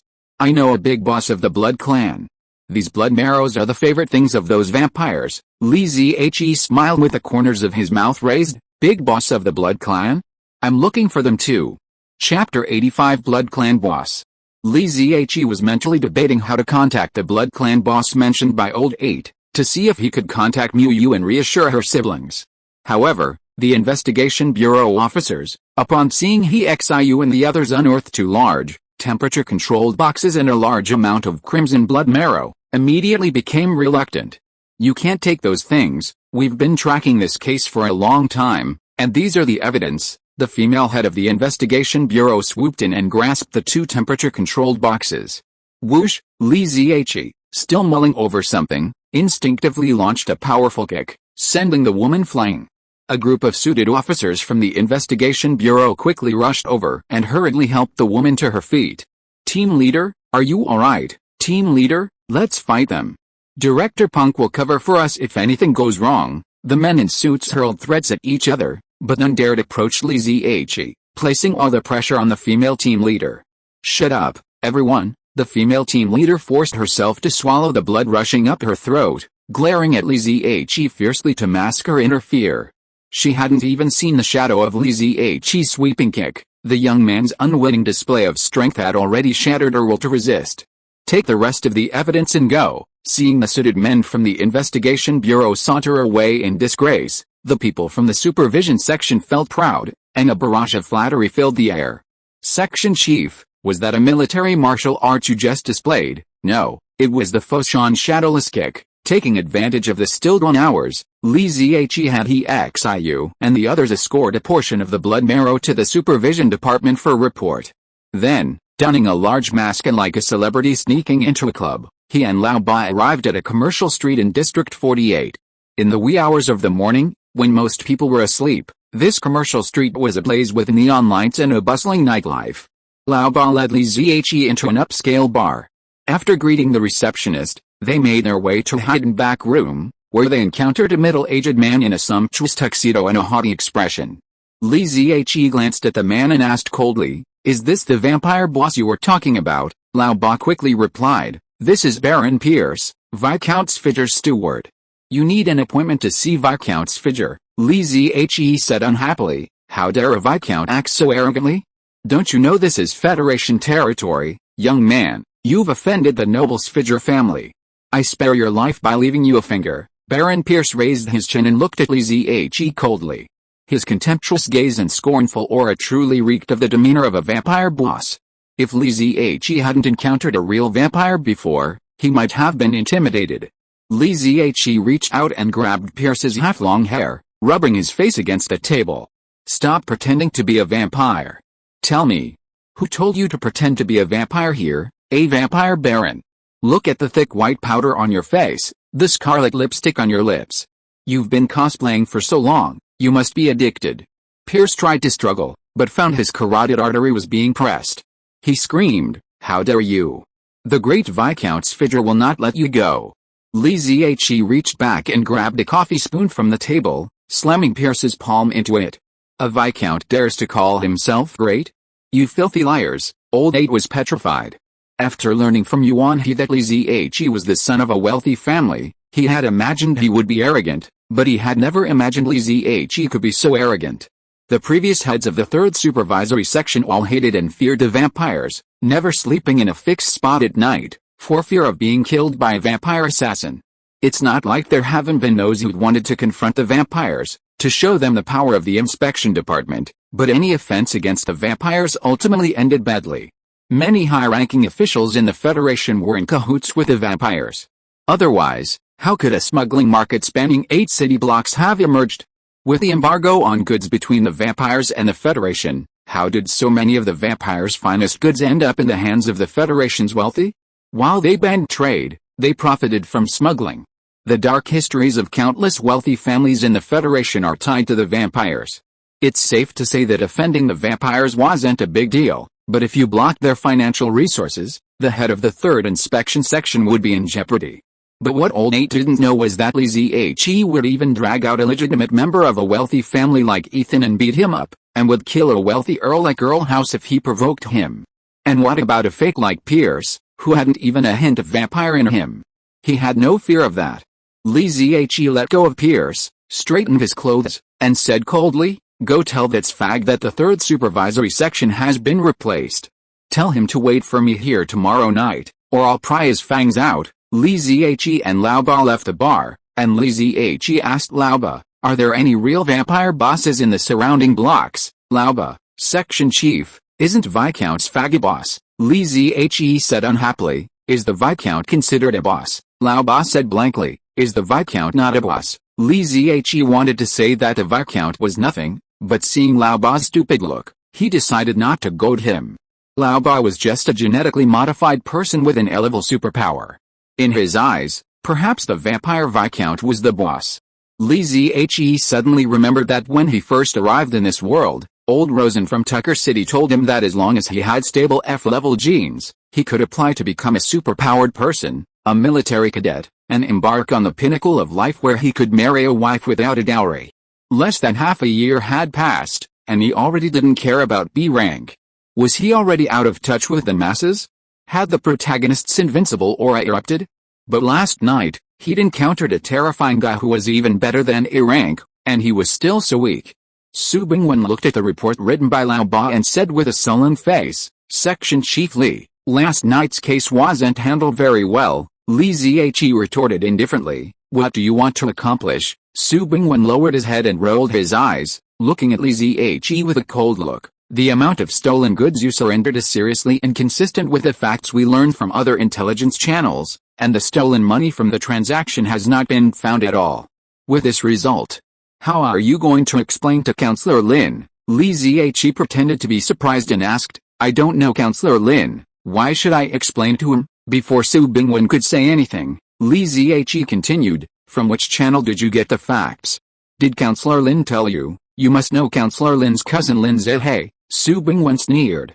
"Sorry, Director, I don't know Lin Zehe either." Su Bingwen was very angry, but he became more and more certain of a certain suspicion in his heart. This Lineage was not just a dispatch agent of the temple. There were only a handful of families in the entire Federation who dared not recognize Lin Zehe. But what he didn't know was that Lineage truly didn't know any Lin Zehe. "Alright. Section Chief Li, you're young and promising. I'll spare you the words of advice. Here's a complaint from the Bureau of Investigation, alleging assault on a federal investigator. I've already taken care of that." Lineage refused to accept Su Bingwen's offer. Instead, he said seriously, "I've already turned over the stolen goods. So, this problem is yours, Director. How about you hand over the blood marrow to me, and I'll hand it over to the Bureau of Investigation to resolve it." Lineage already understood clearly that the blood marrow was most likely from the Punk family. "Su Bingwen, you'd been scheming to curry favor with Councilman Lin, and now you're asking me to take the blame for you, and now you're doing me a favor?" Su Bingwen looked at Lineage and suddenly smiled kindly. The sudden laughter of a cold-faced tiger was undeniably eerie. "Director Su, Section Chief Li, do you lack suitable transportation? It took you an hour and a half to get from your apartment to District 48 last night. Do you need a magnetic car?" Lineage smiled, adopting the contemptuous expression of Master Heizu. "Do you think I can't afford a car? I just went to Lanhu Street to pick up some girls last night, and they got entangled and I couldn't get away for a while." "Ha ha ha, hey." After Lineage left, Su Bingwen dialed a number and said coldly, "Check Lanhu Street for me." "What? Difficult to check. Those girls can't remember ordinary customers." but they can't remember men like Liu Zijin. Liu Zijin, the dream lover of countless young women and women in the Federation, known as the most handsome man in a century, inexplicably got himself into trouble for his romantic debts. Su Bingwen wasn't a good person, but in some ways he was honest. Chapter 86. Which one should I copy? Li Zhe returned to his office and summoned his miniature secretary, Yuan He. My whereabouts were monitored last night. What do you think of this? The secretary's eyes lit up, as if she had just come across some juicy gossip. Section Chief, can you tell me more about this? Li Zhe tossed his apartment key to Yuan He. Someone was monitoring my apartment yesterday. As Su Bingwen spoke those last few words, his pupils and ears were hypersensitive, much like Li Zhe's interrogations, clearly trying to capture every emotional response. So what was Su Bingwen testing? Li Zhe's only loophole from last night was his address, so he thought of the apartment assigned to him by the supervision department. Is that really possible? Let me see where your apartment is, Section Chief. Yuan He quickly opened the supervision department's internal system and quickly retrieved some information. Section Chief, your assigned apartment is quite interesting. Yuan He, beaming with excitement, transformed into a tabloid reporter, explaining it to Li Zhe professionally. The Ministry of Supervision had a collective housing complex, but Li Zhe was assigned to Wutong Street in District 6, the residence of a fugitive federal official that the ministry had recently sealed off. Section Chief, that corrupt official hasn't been apprehended, and many federal celebrities live nearby. So, the Bureau of Investigation, the Intelligence Department, the press, and even his enemies could be monitoring you. It's hard to tell who's watching you. Seeing Li Zhe's face turn pale, Yuan He hurriedly said, Section Chief, this kind of thing is unavoidable. That's why many people in the ministry don't live in their assigned apartments permanently, but instead purchase secret residences. You, Section Chief, must have other properties in Star City, right? Not yet. Do you have any suggestions? Of course. I'm your versatile secretary. Yuan He spent 2 hours giving Li Zhe a thorough guide to real estate in the federal capital, covering everything from multi-billion-dollar lakeside estates to multi-million-dollar single-family villas, but never mentioning the ordinary 2- and 3-bedroom apartments. This hit Li Zhe hard, and he suddenly felt like a poor man. That afternoon, Li Zhe skipped work and headed straight for 33 Wutong Street, District 6. Wearing a mask, he climbed all the way to the 5th floor and entered his assigned apartment. Tisk, some corrupt official? That's all. Li Zhe looked around. It was just a large flat of over 200 square meters, and the design and decoration couldn't compare to his own secluded courtyard in Hongyan City. But he had to admit, in this land-scarce Qixing City, this apartment was definitely worth a fortune and shouldn't be classified as a bachelor's apartment. He went up to the balcony, set up a table and chairs, grabbed an easel from the inn, and, with a pot of tea, began painting. Li Zhe made a bold appearance. While seemingly absorbed in painting the street scene outside, he was actually unleashing his sensory abilities to the fullest, extending them outward. As time passed, subtle shifts in Li Zhe's mind occurred, and he unexpectedly detected unusual surveillance activity in over a dozen locations. Putting down his teacup, getting dressed, and heading downstairs, Li Zhe first walked around the building, selectively smashing several cameras with 24/7 surveillance capabilities. At a convenience store on Wutong Street, the owner was adjusting his security camera when he noticed a young man in a mask standing in front of him. His expression shifted, and he quickly asked with a smile, "What would you like to buy, sir?" Without a word, Li Zhe snatched the camera from him, noting that several sections of the footage were missing, precisely where he had shattered them. "Do you know me? Did you see me stay out all night yesterday?" The owner grimaced. "Well, it's my job." Bang! Ouch! Without a word, Li Zhe unleashed a punch, knocking the store owner over.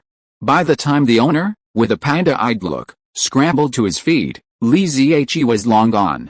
A high-definition surveillance camera was mounted on a small window facing the street. A slovenly man was munching on a snack, bored. Knock, knock, knock. A knock sounded behind him. The slovenly man immediately approached the door, peering through the peephole. Then he saw a fist grow in size and strike the peephole. Bang! The metal security door bulged, and the bulge struck the slovenly man's eye socket, leaving him with a dark, purplish gold eye.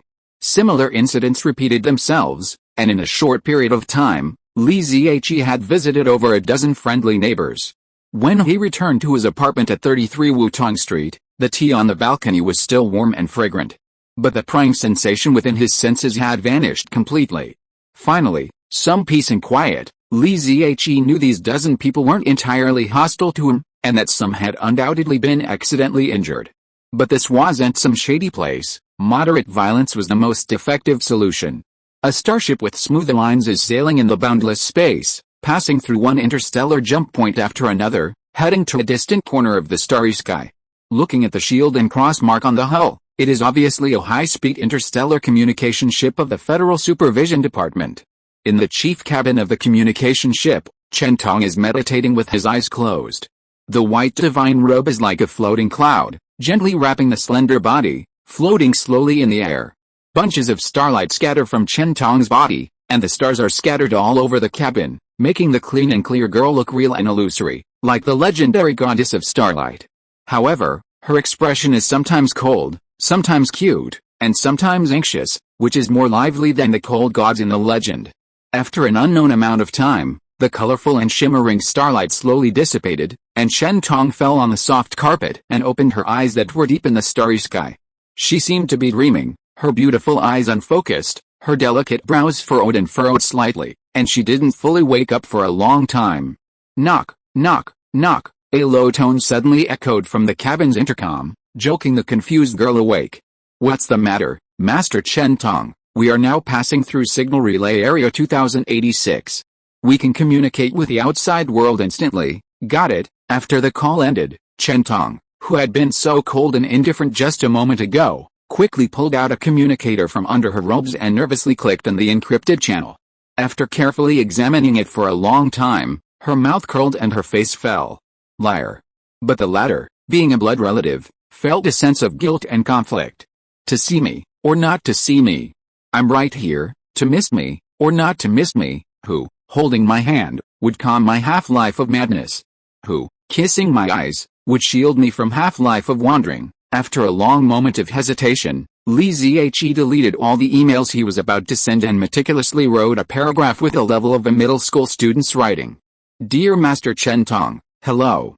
You haven't reached the divine giant star yet, have you? Everything is fine with me. I've been successfully employed and even been allocated a large house. I very much hope to see you again, but due to our different statuses, it may be difficult. But I swear, I will overcome all obstacles and see your face again. Chen Tong once told Li Zihe that since she donned a veil, he was the only one who had seen her face. Chen Tong quickly calmed down her annoyance. She was the most outstanding spiritualist in the temple. More than 10 years of dedicated hard work gave her a strong ability to control her inner emotions. She stood in front of the porthole, looking at the dark space outside and muttering to herself, suppressing all lust is the path of practice for saints, but the communicator instantly appeared in her white little hand. She opened the email, listening to every word, and the corners of her mouth kept curling up. More than 10 years of hard work were gone in an instant. Tomorrow is Judgment Day again. I don't know if I can get a recommendation. Can those of you who have votes support me?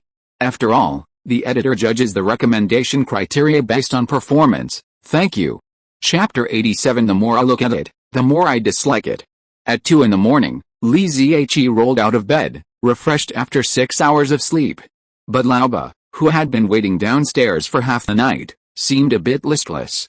This guy had so many young wives, which made people envious, but also worried about his health. Laoba had brought a few of his men with him today, driving 2 large, magnetic-powered commercial vehicles, and took Li Zihe to District 48, like a gangster meeting. Li Zihe calculated the time and determined that driving from District 6 to District 48 at this early hour would take about 40 minutes. As they were almost there, Laoba suddenly received a call from Pierce. Chief, Viscount Sfigger isn't waiting for you at the bar, but has arranged to meet you in a secluded villa complex. Should we call he Xiu and the others? Li Zihe said coldly. No need, but it seems they didn't understand what I said yesterday. Laoba felt a sudden chill at Li Zihe's words. When the car arrived, Pierce was already waiting at the gate, but he would only allow Li Zihe in alone. Asshole, Pierce, you're trying to trick us, right? You really think the inspection department wouldn't dare touch you? Before Li Zihe could say anything, Old 8 was already furious. The back door of the large commercial vehicle opened, revealing 2 standard-issue mobile suits from the inspection department. Seeing Old 8 and another superpowered user don their suits and display their mini-guns, Pierce wasn't frightened. He said calmly, "My master said if Section Chief Lee doesn't have the courage to meet with him alone, then you should resign as Section Chief of the 3rd Inspection Department." Lee Zhe said calmly to Pierce, "Lead the way," but Pierce didn't move, and gestured to the villa. "The Viscount is waiting for you, Section Chief. Don't trust them. Those vampires are brutal." Old 8 tried to stop Lee Zhe, but Lee Zhe stepped through the door, his words a cold whisper. "Don't worry, I'm even more brutal than them." Entering Viscount Sfidger's villa, Lee Zhe realized the stark difference between vampires. Compared to Muyu's, this villa was simply shabby. The villa was deserted, and no one showed Lee Zhe the way, but he didn't take a single step before entering the second-floor study. A middle-aged, elegant-looking vampire sat behind the desk, staring at him in surprise.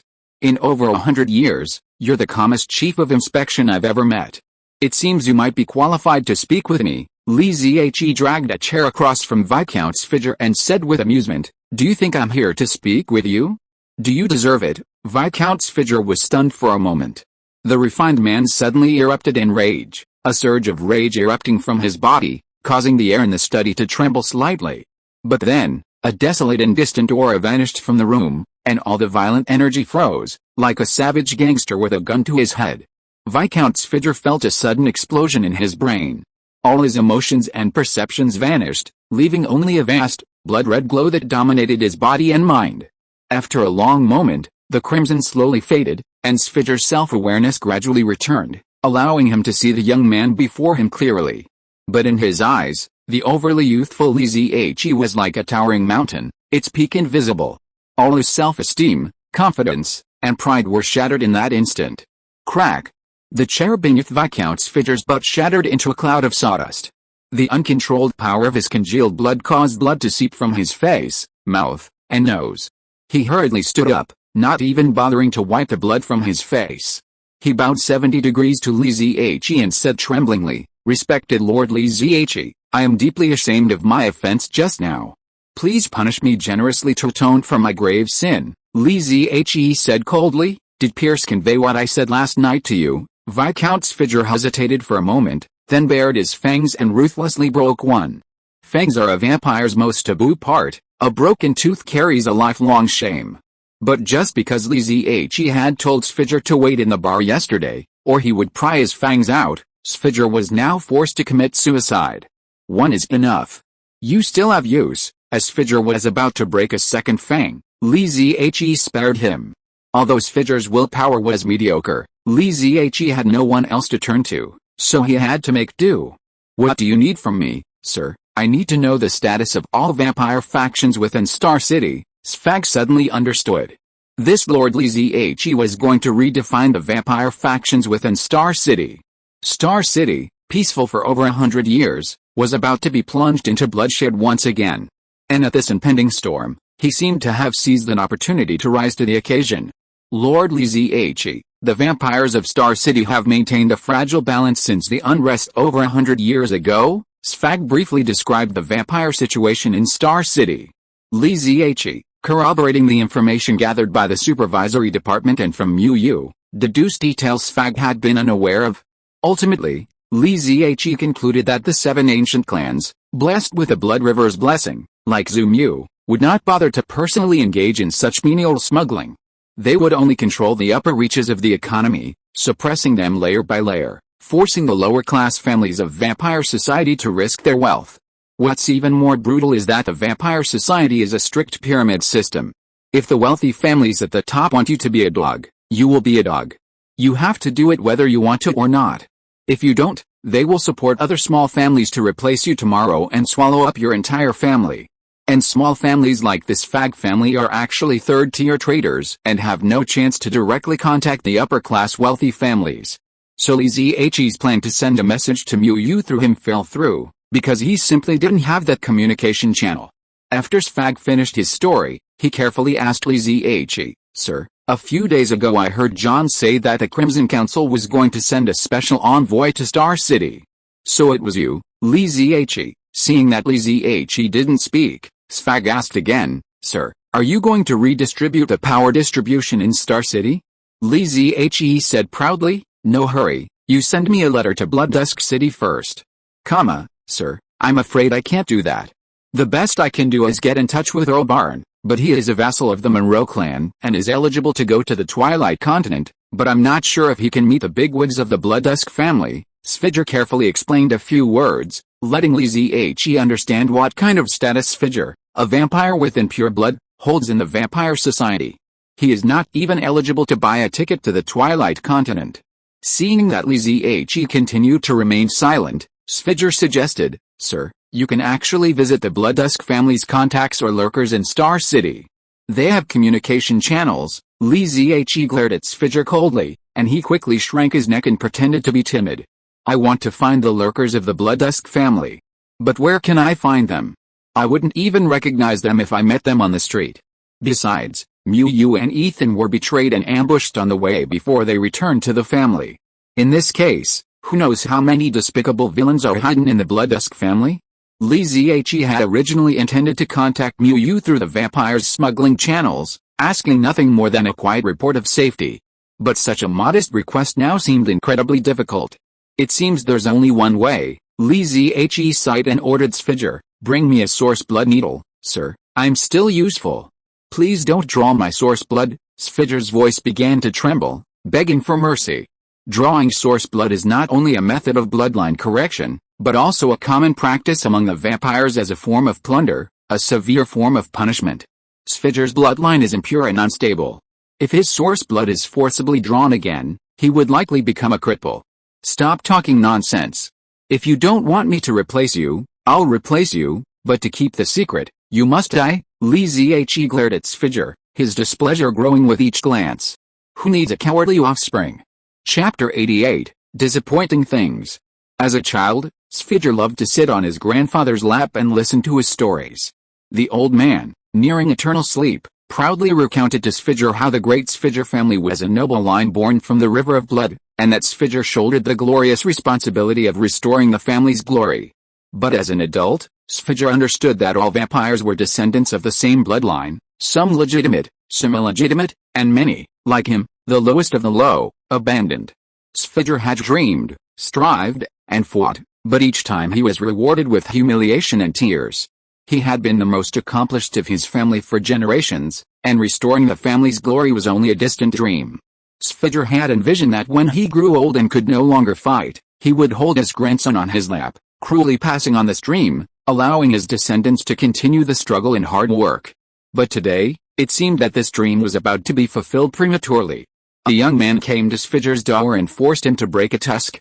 Then he drew a drop of his origin blood, granting Sfidger the chance to call him daddy. Origin blood that could float in midair, origin blood shrouded in golden light. Even in his dreams, Sfidger could never have dreamed of such a noble gift.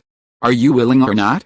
Huh? A furious roar jarred Sfidger's head, shattering his chaotic thoughts and bringing him to full consciousness. Then he saw a young, handsome, angry, and disgusted face. I do. Sfidger hurriedly stretched out his trembling hands and carefully scooped up the floating drop of origin blood. The origin blood instantly penetrated his skin and seeped into his bloodstream. Intense pain washed over Sfag, the tearing sensation of his bloodline transformation leaving him agonized. Yet, the pure blood that emerged from the shattered fragments filled him with ecstasy. Was this the power of pure blood? Sfag felt distinctly as if he had stepped over the chasm that lay before him. He couldn't suppress a howl, but it was laced with hysterical joy. Old 8, who had been guarding the villa's entrance, leaped to his feet, eager to call for reinforcements. If a supervisor were to perish in Area 48, he would surely be buried with him.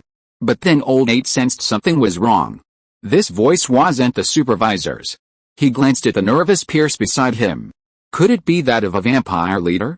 But the strange tone of the voice, why was it so unreliable? The howling lasted for 2 hours, Sfidger thrashed on the ground for 2 hours, and Li Zihe also despised him for 2 hours. Li Zihe hadn't seen Yu's transformation, but Ethan wasn't so fragile during his bloodline correction. Halfway through, Li Zihe even doubted whether Sfidger would survive this bloodline transformation, his blood source collapsing and his body exploding. But in the end, Sfidger's transformation was successful, and his broken fangs grew back, their color even purer and more translucent. Respected father, thank you. Stop. Stop. Don't call me father, Li Zhe shouted, leaving the overjoyed Sfidger bewildered. He didn't know what he had done wrong to cause the father in front of him to look at him with disgust. Li Zhe circled Sfidger several times, carefully sensing him several times, his disappointment growing stronger. How did you become a baron? Not advancing to Earl would be fine, but you're actually regressing. Why is your talent so poor, you useless thing? Sfag's face twitched, and after a long pause, he replied bitterly, Father, my bloodline has been transformed. Although I've fallen to baron, I'm more powerful than before, and I'll definitely become even stronger in the future. Li Zhe understood that while Sfag's bloodline was weaker now, it was purer than before, and he still had great potential for future growth. But compared to Yu and Ethan, he was simply a different breed. When Ethan underwent his bloodline correction, Li Zhe felt a little disappointed, thinking he had picked up a foolish son who could only get into a second-tier university. Now, there's someone here who's booked a Lanxiang excavator major. Don't call me father until you become a duke or marquis, understand? I understand, future father. Although Sfidger is not as talented as Ethan, he has been working at the bottom of society for so many years, and his skin is more than twice as thick. How could he give up Li Zhe? This is his biological father. And father also said that the relationship between the two cannot be revealed before the marquis, which means that he has the potential to become a marquis? Marquis. With the title of marquis, the Sfidger family will become a second-rate family. As for the duke mentioned by Li Zhe, Sfidger directly filtered it out.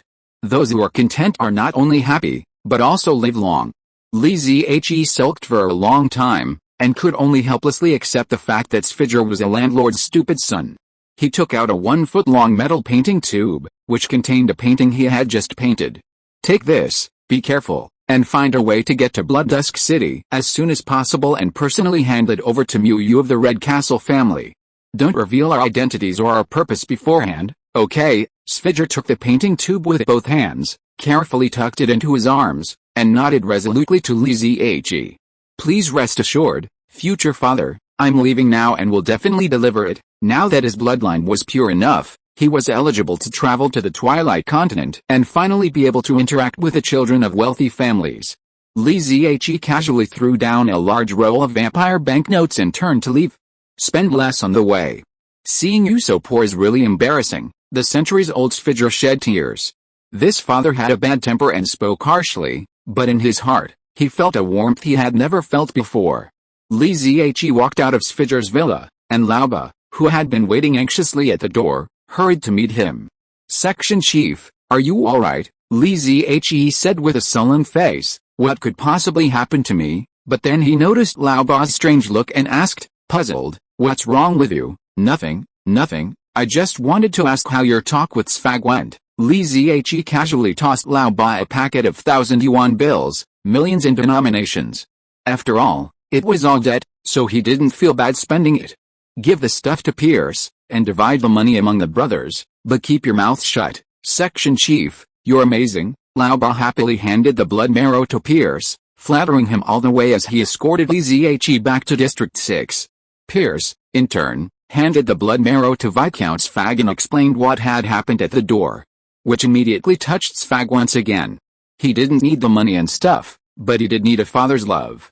If you're listening to this novel on a channel other than Fanfic World, it means they downloaded and uploaded it without effort. We cordially invite you to visit our channel, Mundo Fanfic Novelis. There you'll find the original version of this story and you can explore many other novels of various genres. We're waiting for you to immerse yourself in a world of incredible novels. Chapter 89. They are all bastards. Although Sfag's strength wasn't impressive, his loyalty was formidable. That same evening, he boarded a starship and returned to his home planet. He believed he would soon be recognized by the second-class vampire clans of his home planet and qualified to travel to the Twilight Continent. Li Zhe, accustomed to using China Mobile's WhatsApp instant messaging service, had appeared remarkably calm since losing contact with Yu, but a lingering sense of anxiety had lingered within him. Now, he felt at last relieved. A good mood lifted his complexion, and a warm, sunny glow graced his usually icy face. So, As he walked briskly through the doors of the supervisory department, he immediately attracted the attention of many of his female colleagues, rushing to work, flirting with him, hoping to seduce the young talent who had become a household name in just 2 days. Well, a woman's heart is called a sweetheart, and so, too, a man's heart is called a playful heart, no problem. However, as Li Zihe entered the elevator lobby, he noticed even more attractive women, surrounding a delicate and elegant young talent. Many of the playboys who had been following Li Zihe quickened their pace, quietly distancing themselves from him. What a cruel reality! In his previous life, Li Zihe had never witnessed workplace flattery and bullying, but today he saw it firsthand. Rumors were circulating that Li Zihe had lost out to Qin Ke in the job selection process and had been relegated to the 10th floor section chief position, while Qin Ke enjoyed her own private, sunny office on the 16th. People in government agencies are incredibly perceptive, and even from this small, superficial clue, they could deduce something close to the truth. Lotus A. Inspector Qin, what a coincidence. I'm on the 16th floor too, bitch B. There are hundreds of people on the 16th floor. What a coincidence, Lotus A. Inspector Qin, have you had breakfast? The old woman selling breakfast just now looked so pitiful. So I just bought an extra portion, bitch B. Fatty, are you sure you're not a big eater? One portion won't fill you up. Despite her strong tolerance, the delicate Qin Ke frowned and remained silent under the concern of the group of girls. Li Zihe bypassed the crowd at the elevator entrance and headed for the emergency exit. Accustomed to the pure, fresh scents of Mu Yu and Shentong, the blend of dozens of artificial perfumes truly made Li Zihe feel uncomfortable. Even with his sense of smell blocked, the strange visual pollution was still unpleasant. But seeing Li Zihe ascend the stairs, Qin Ke, who had been surrounded, suddenly squeezed through the crowd and followed him into the stairwell. Li Zihe glanced at Qin Ke. Walking with me will only cause a lot of gossip. Qin Ke took a step forward, climbing the stairs alongside Li Zihe, and said calmly, do people like us care about gossip? Li Zihe replied without hesitation, sorry, you and I are not the same type. Qin Ke was silent for a few seconds, then suddenly smiled. Indeed, you and I are not the same type. For example, your behavior yesterday was very inconsistent with our way of doing things. What behavior do you mean? You assaulted colleagues, media reporters, and anti-corruption bureau staff. Although you wore a mask, your appearance is so distinctive that it can't be hidden. Remember to cover your whole face next time. This spread so fast. What happened yesterday afternoon was known to Qin Ke this morning? Li Zihe said coldly, you are so well informed. Is it possible that among the people I beat up is someone from the intelligence department? Qin Ke smiled and said, yes. They all complained to me, the inspector of the intelligence department, and also complained that you really don't look like a child of a wealthy family. Li Zihe curled his lips and said, did I say I was? Qin Ke looked at Li Zihe, aren't you? Li Zihe picked up his trouser pockets, raised his chin, and said proudly, I am not a child of a wealthy family, I am a generation of wealthy families. Do you know what a generation is? Qin Ke was finally stunned, but he quickly reacted and said, I know. My grandfather said that they are all bastards. Now it was Li Zihe's turn to be stunned, but his reaction was not slow, squinting his eyes and said mischievously, then did your grandfather tell you that being a bastard is very satisfying? You know, Li Zihe quickened his pace and walked into the 10th floor, and Qin Ke climbed to the 16th floor alone.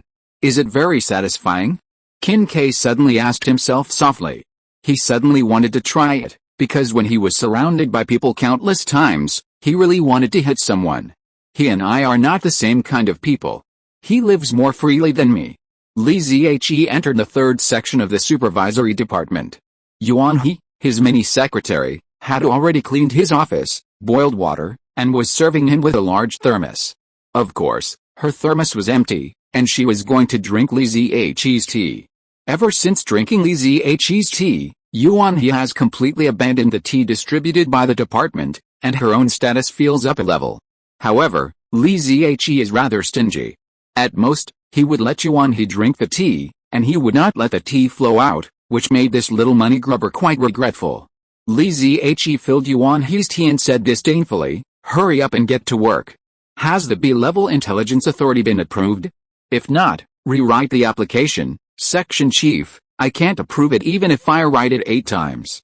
Yuan He looked at Li Zihe and cried out in grievance, which was 80% similar to Lamu Yangzi. Li Zihe went to the intelligence department on his first day in office because of Yao's matter, and then the intelligence department retaliated the next day and rejected the application of the third supervisory section to upgrade the level of intelligence authority. You can't directly say that the intelligence department is taking revenge, because not all other departments have Class B intelligence access authority. However, Class C intelligence authority is of little use to Li Zihe.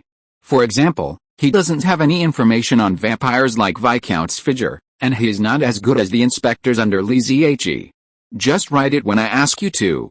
If you don't write it 3 or 5 times, how can I have a reason to make trouble?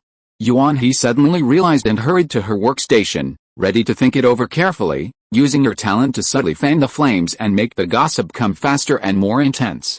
But when she clicked on the file, she found that just a few minutes ago, the intelligence department had actually approved the application of the third supervision section. Yuan He came running over, her eyes shining, and said, "Chief, the intelligence department approved our application for authority, and the person who approved it was Qin Ke. Is there any conspiracy? Don't ask what you shouldn't ask, just do your job, okay? I'll go and find out the news for you, Chief."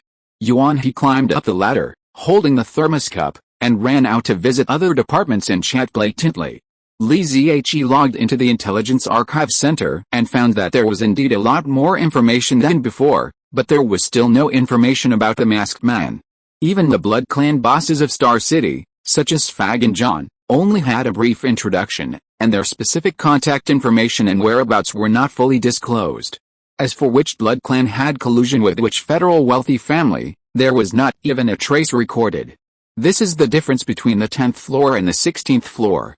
After all, the third supervisory section is a local supervisory agency, and the intelligence department is a federal supervisory agency. The difference in work functions leads to huge differences in authority. Li Zihe took a wrong step when he first joined the company, which led to the current loss. Don't think that I know your situation just because you approved the authority for me. Li Zihe still had some complaints about Qin Ke. While browsing the intelligence information that was more comprehensive than before, he drank tea and cursed. Huh? Li Zihe suddenly saw a piece of information, which was related to himself again. Monitored persons, Scissor Alley, survivors of the Red Rock City starship, 126 naturalized people. Monitored by, Lucio, Wu Liang. Inspector, Qin Ke. Key suspicious persons, Lin Shan, Gore. Li Zihe. The previous one was wrong and has been corrected. Li Zihe suddenly realized that the survivors of the Red Rock City were able to stay, not necessarily because of the kindness of the federal government, but there might be deeper reasons. And no matter how careful he was targeted again. Chapter 90. I'm not here to give gifts. In the subway station bathroom, Li Zihe applied his makeup in 30 seconds, transforming from the high-spirited inspection section chief into Li Zihe, a survivor of the Red Rock City. After exiting the station, he wandered around Scissor Alley for over 10 minutes, buying some food and daily necessities before leisurely entering the high-rise building where the Immigration Bureau housed the naturalized immigrants. While wandering, Li Zihe carefully scanned several times before sensing a faint sense of surveillance. Was I too careless before? Or have the inspection department's surveillance personnel just arrived? Li Zihe was unsure how seriously the inspection department was monitoring Li Zihe. For the past few days, Li Zihe had been extremely careful, ensuring he wasn't being followed before arriving in Area 48. However, he hadn't proactively extended his powerful perception abilities to comprehensively scan the entire street for potential spying. Therefore, he wasn't sure whether the 126 survivors of the Red Rock City had been monitored since their arrival in Scissor Alley, or whether Qin Ke had only recently begun to take them seriously. If the latter was the case, how had Li Zihe's name ended up on the list of people under close scrutiny? Li Zihe thought about it and felt that Lin Xiao was the most suspicious, because he saw Lin Xiao receiving Qin Ke and several sheriffs that day. Lin Xiao sat at the dining table, watching her husband bring out several plates of sumptuous meals, her face full of happy smiles. Having served others in Red Castle Manor for most of her life, she really enjoyed the feeling of being truly cared for. Knock knock knock. The two had just sat down and were about to eat when an annoying knock on the door broke their warm world of two. Gore opened the door and saw Li Zhe standing at the door with 2 large bags. "Are you that Li?" Gore frowned, as if pondering Li Zhe's name. "He's Li Zhiaz, the traveler who came to Star City with us on the boat." Lin Xiao walked over, glanced down at the item in Li Zhe's hand, and pursed her lips coldly. "Leave it there. I'll do my best to get you jobs, but I have to take care of families with children first. Bachelors with savings like you might have to wait a little longer." Li Zhe was stunned. Then, looking in the direction of Lin Xiao's pursed lips, he saw a pile of things in the corner of their room. "You think I'm here to give you gifts?"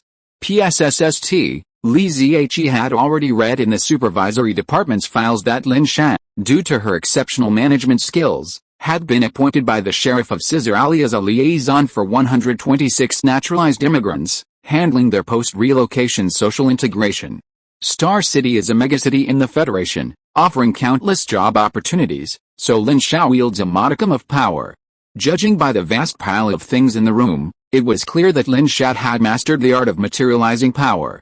Li Zhe couldn't help but think of what Mudong said, "Before I was admitted to Redmond University, my biggest wish was to become the village chief, because in the era when everyone was hungry, the village chief's family had endless meat. There is a video to prove it." Li Zhe put the 2 packages of things in the corridor outside the door, smiled and said, "I'm sorry. I'm not here to give gifts." Gore became alert.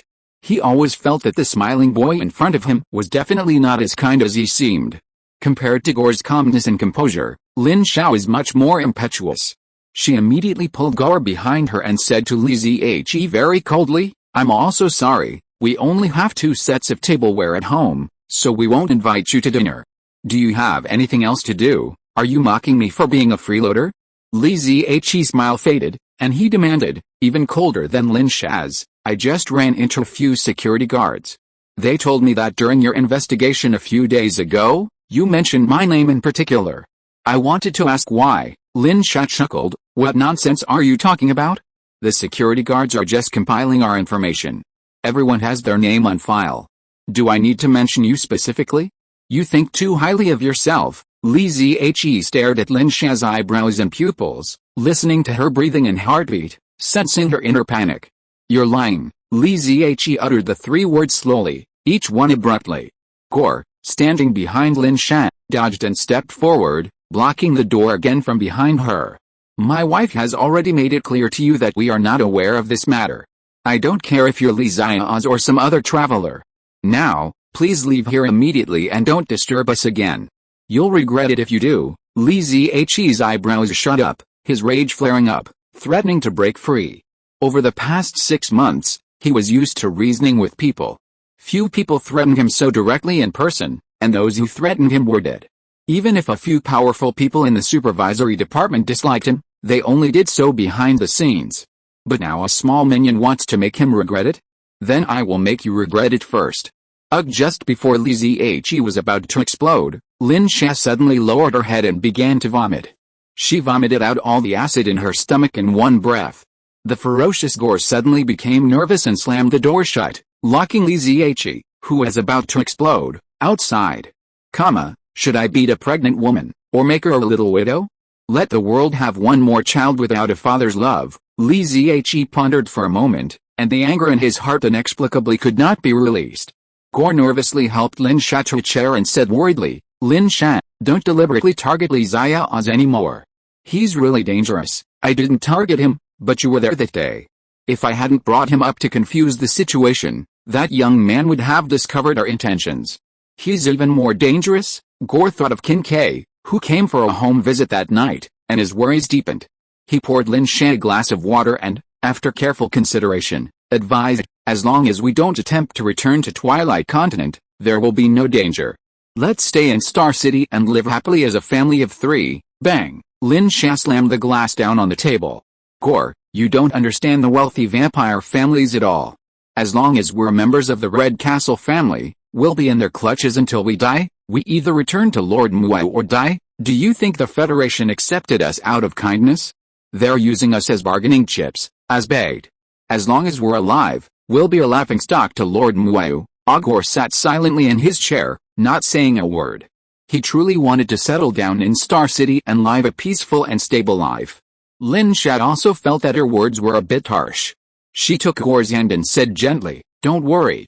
With Lord Muayu's current status in the vampire family and my understanding of her, she will find a way to rescue us. By bringing all the survivors back, we're upholding her dignity. By then, I'll most likely inherit the family's bloodline. I can grant you a blood embrace, giving our whole family the ability to gain eternal life." Lin Sha spoke with increasing enthusiasm, a pious light on her face that made Gore feel both worried and helpless. These 2 chapters are transitional chapters, and the rest will be even more exciting. Thank you brothers for voting for me. Although I still didn't get the recommendation yesterday, your support has given me more confidence. Chapter 91 Exchange. Pitch blackness enveloped Star City. Li Zhe's figure swiftly streaked through the shadows, infiltrating several surveillance points marked during the day. After a brief observation, he quietly departed. The surveillance personnel were unprofessional, dozing off late at night to earn their paychecks. Li Zhe pondered for a moment, but ultimately decided not to activate his one-punch skill. News of his assault on a reporter in District 6 had already spread, and similar tactics might spark suspicion. Returning to his small room, Li Zhe called for help. "Old 8, send someone to monitor Building 128 in Scissor Alley. They're the 100 or so new immigrants. I'll send you a list. Keep an eye out for a few suspicious individuals. Also, check for anyone else monitoring Building 128. Note that residents 3218 in Building 126 and 3306 in Building 129 are from the Intelligence Department." Intelligence Department? Boss, are they overstepping their bounds? What do you want to do? Old 8, presumably indoctrinated by Yuan He, knew the Intelligence Department was at odds with their own section chief, and immediately imagined a scene of internal conflict. "I won't do anything, but I also want to know what they know." "I understand, Section Chief. Please rest assured, District 48 is our territory." Li Zhe could hear Lao Ba patting his chest through the communicator. Although Li Zhe acted tough in the supervisory department after taking office, he did not interfere in the affairs of the jurisdiction. Not only did he let Lao Ba and others get rich, he also reduced the tributes of several of the dispatched inspectors. Where can you find such a section chief?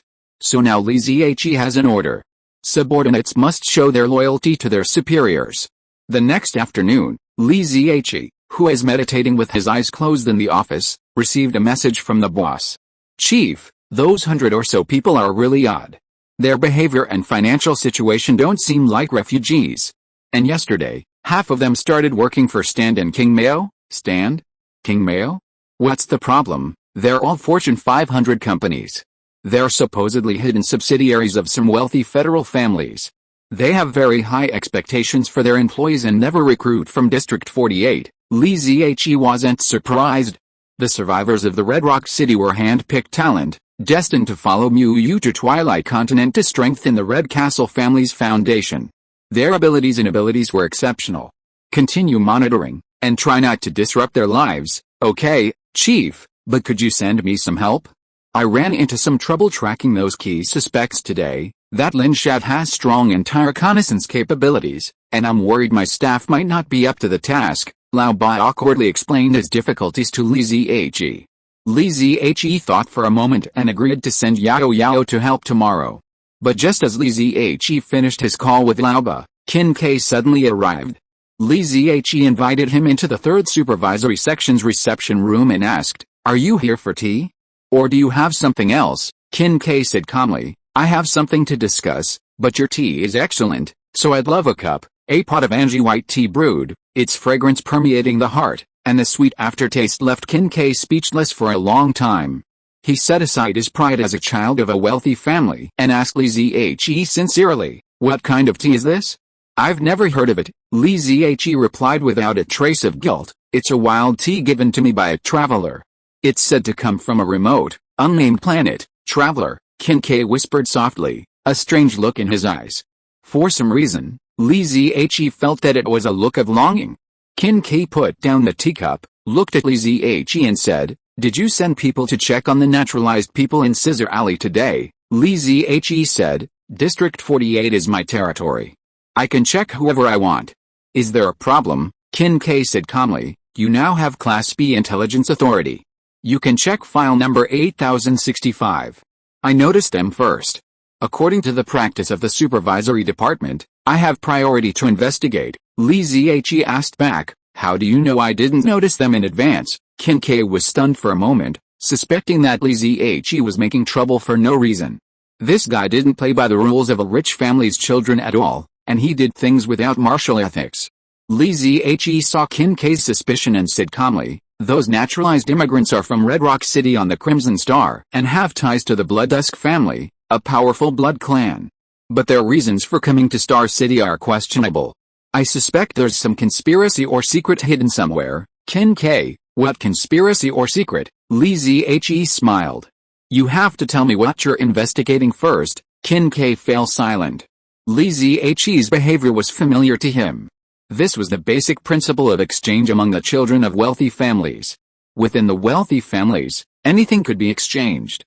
It could even be said that all the rules of conduct were guided by this cold, ancient principle of exchange of interests. If Qin Kai didn't reveal some valuable information now, today's conversation would be over, and Li Zihe would do everything in his power to obstruct his investigation into Scissor Alley.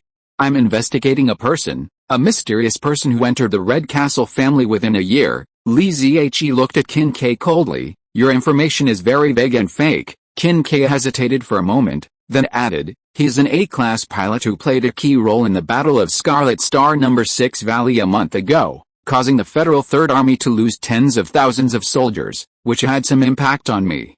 I asked your subordinate Xiaowan in order to investigate this person. Well, you really are coming for me. It seems that the beating I gave you back then made you hold a grudge. But do you know? I'm facing you now. One punch can make your nose collapse, your eyes black, and your head buzzing with stars. Okay, it's your turn. Qin Kai was completely unaware that he was in danger and was waiting for Li Zihe to exchange information. Li Zihe suppressed the urge to punch. The Red Castle family's interstellar fleet has nearly 10 starships. Why was only one present in the airspace where the incident occurred? Even more ridiculous, there was only one temple starship assigned to the interception, and it was unexpectedly destroyed. A light starship was exchanged for a Temple Muguan-class battleship. Is this a joke? Or a disgrace? Li Zihe chuckled coldly. Is there some hidden misunderstanding between the temple and the supervisory department, or is someone trying to sow discord between the temple and the supervisory department? Qin Kai was shocked. Although Li Zihe's words were a bit confusing, he immediately understood one thing. The temple had suffered a heavy loss in the ambush on planet A16 and would certainly not let it go. They suspected the ambush was a trap, or rather, they had already determined it was a trap. Others might not understand the reason, but Qin Kai, the son of a top-tier family in the Federation, knew that the relationship between the supervisory department and the temple was very delicate, and that the temple had been looking for a way to severely punish the supervisory department. The temple immediately sent Li Zihe to the supervisory department after the incident. Is this the rhythm of making things bigger?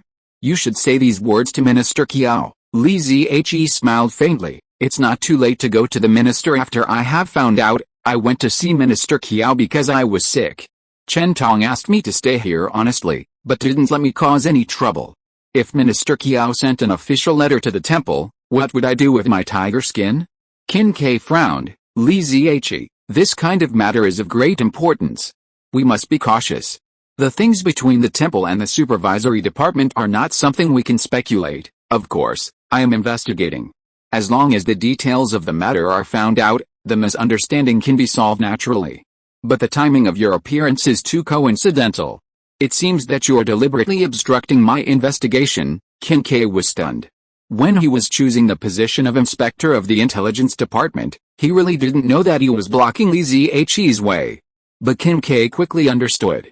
You want to review the detailed files on the A16 ambush? Li Zihe gave a non-committal smile, then said, I can help you track down that A-class pilot. Deal. Qin Kai sealed a deal without hesitation.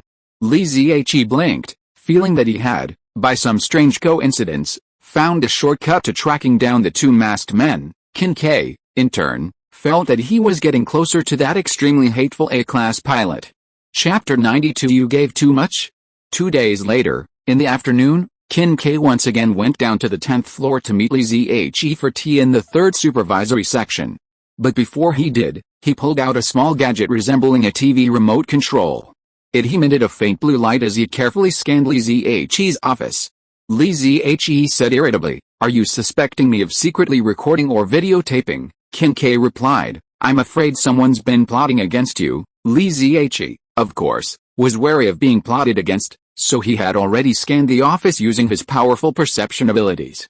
His displeasure with Qin Ke was simply to maintain his facade of being bad-tempered and unsportsmanlike. Many high-ranking figures, who consider themselves high-ranking, look down on the rudeness and impulsiveness of the lower classes, seizing the slightest incident to label them uncultured and unpresentable, but they don't realize that rudeness and impulsiveness are human nature, and if used effectively, they can become a natural camouflage. After completing a scan, Qin Ke sat down and said, "I have some information you might find interesting, tell me about it." Li Zihe said, intent on getting something for nothing. "I found that on December 21st, the supervisory department received intelligence regarding the Red Castle family's interstellar fleet." Li Zihe nodded calmly, motioning for Qin Ke to continue.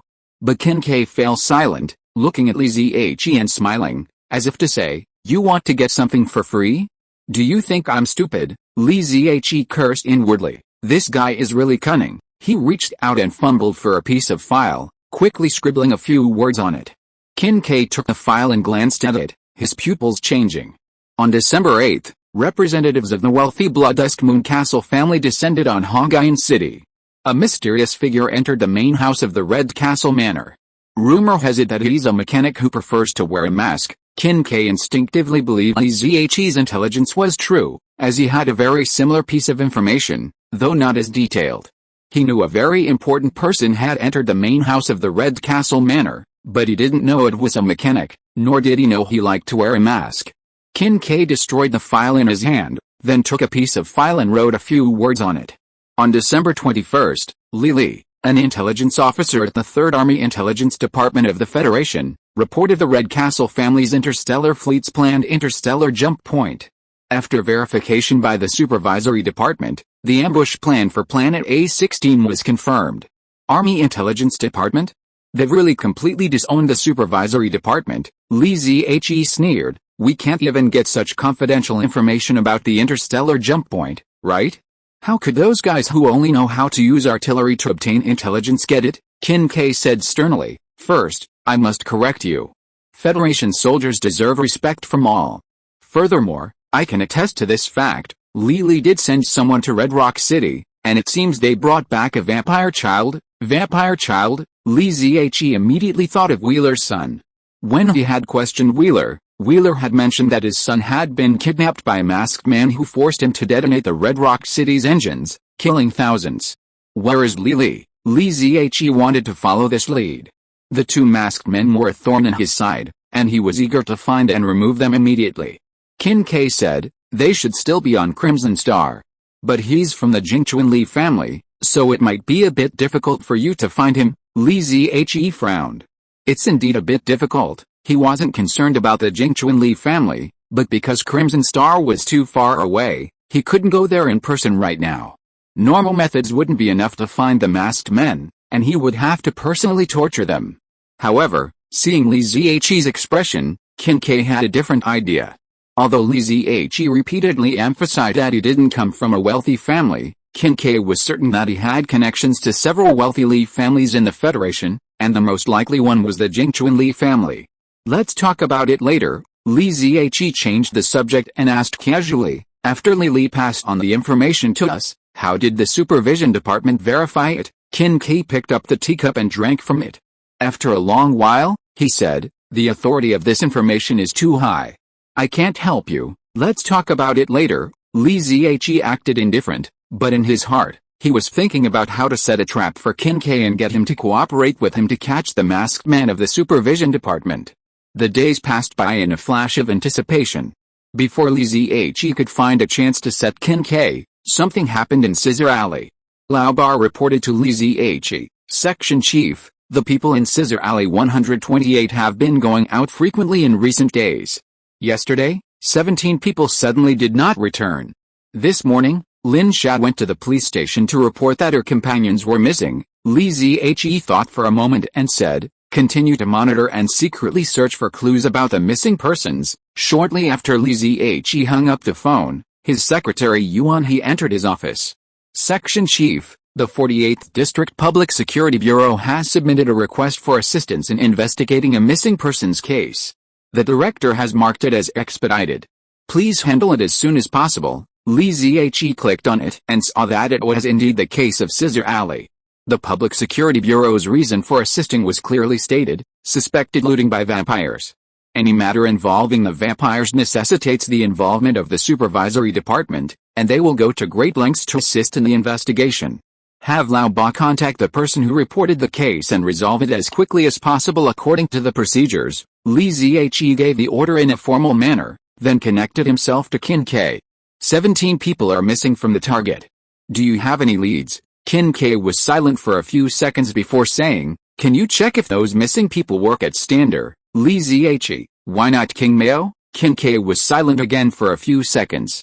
King Mao is my company.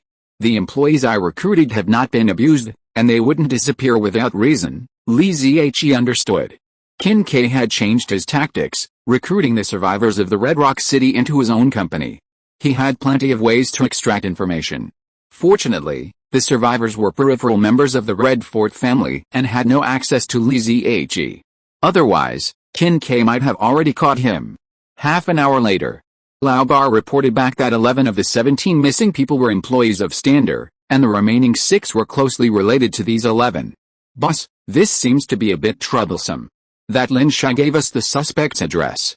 26 Huangfeng Street, District 3. No matter what street or person, you take the people there first. I'll be there soon, Li Zhe said coldly, leaving the office and heading straight for the 16th floor. When he arrived at the intelligence department, everyone inside suddenly became nervous. Everyone knew that this guy had a bad relationship with the intelligence department.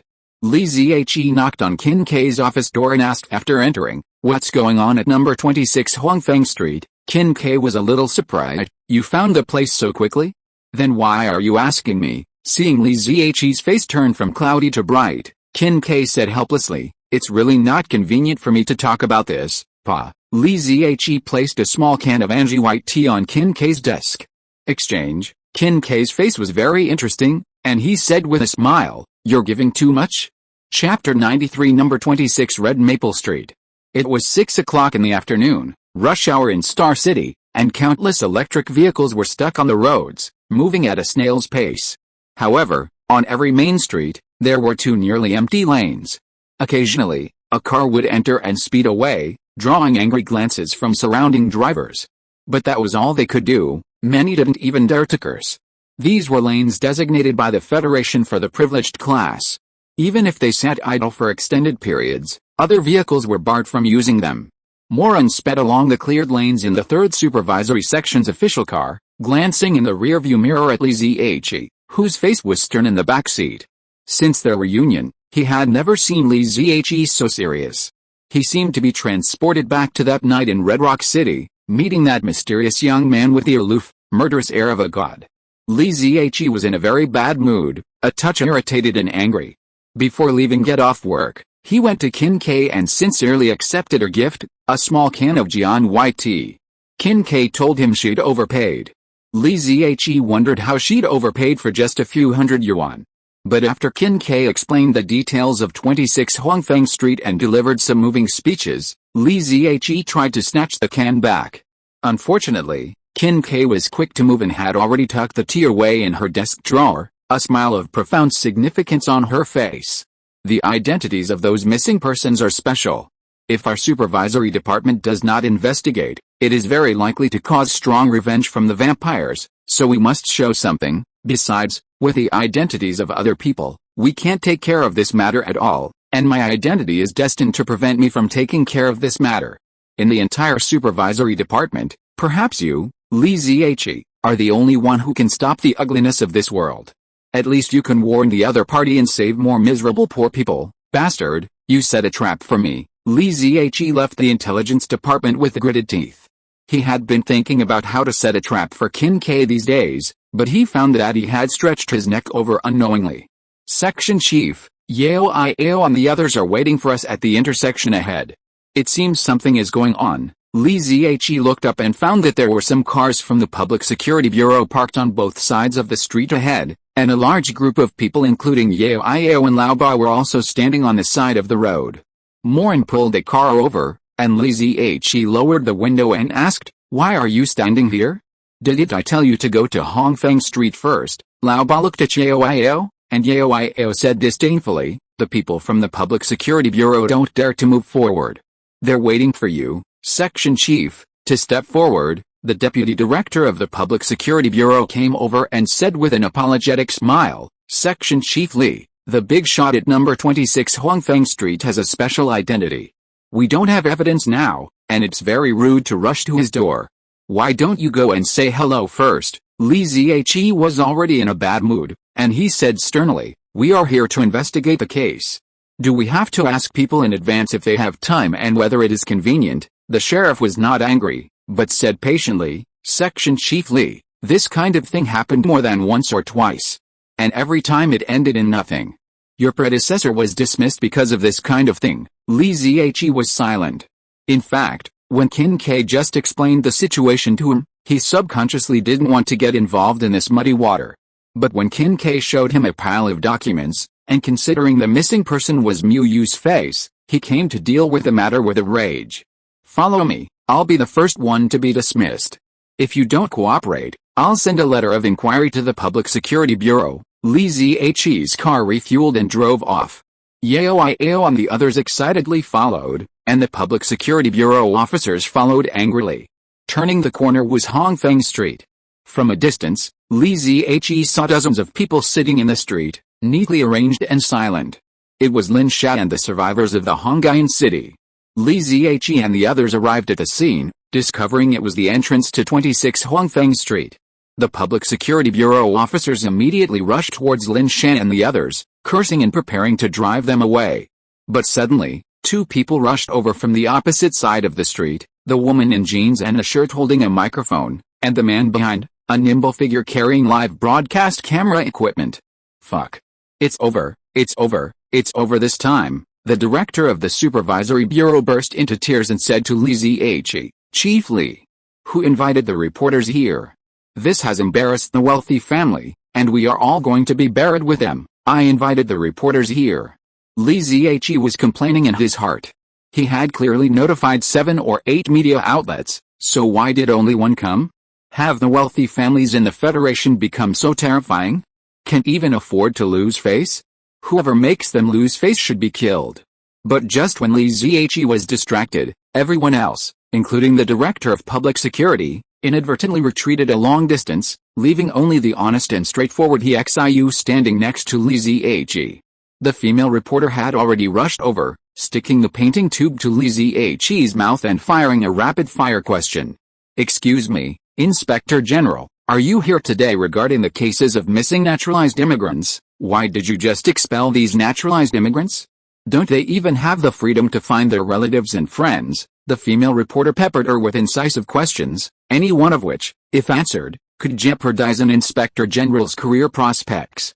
But Li Zihe listened patiently, then raised his head and asked seriously, "Others don't dare come, why do you?" The reporter, with her short, sleek hair, was stunned.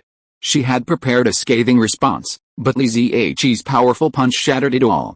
She raised her head and proudly declared, "I'm here for the stability and peace of the Federation, for the freedom and rights of the people." Li Zihe looked at the eloquent female reporter, and suddenly felt that this woman, who was only 8.5 points in appearance, had become 9.5 points more appealing. At this moment, Lin Shan, who had organized the sit-in, approached. She looked at Li Zihe with a strange expression and said, "Hey, Inspector General, I'm Lin Shan, the person who reported the missing persons case.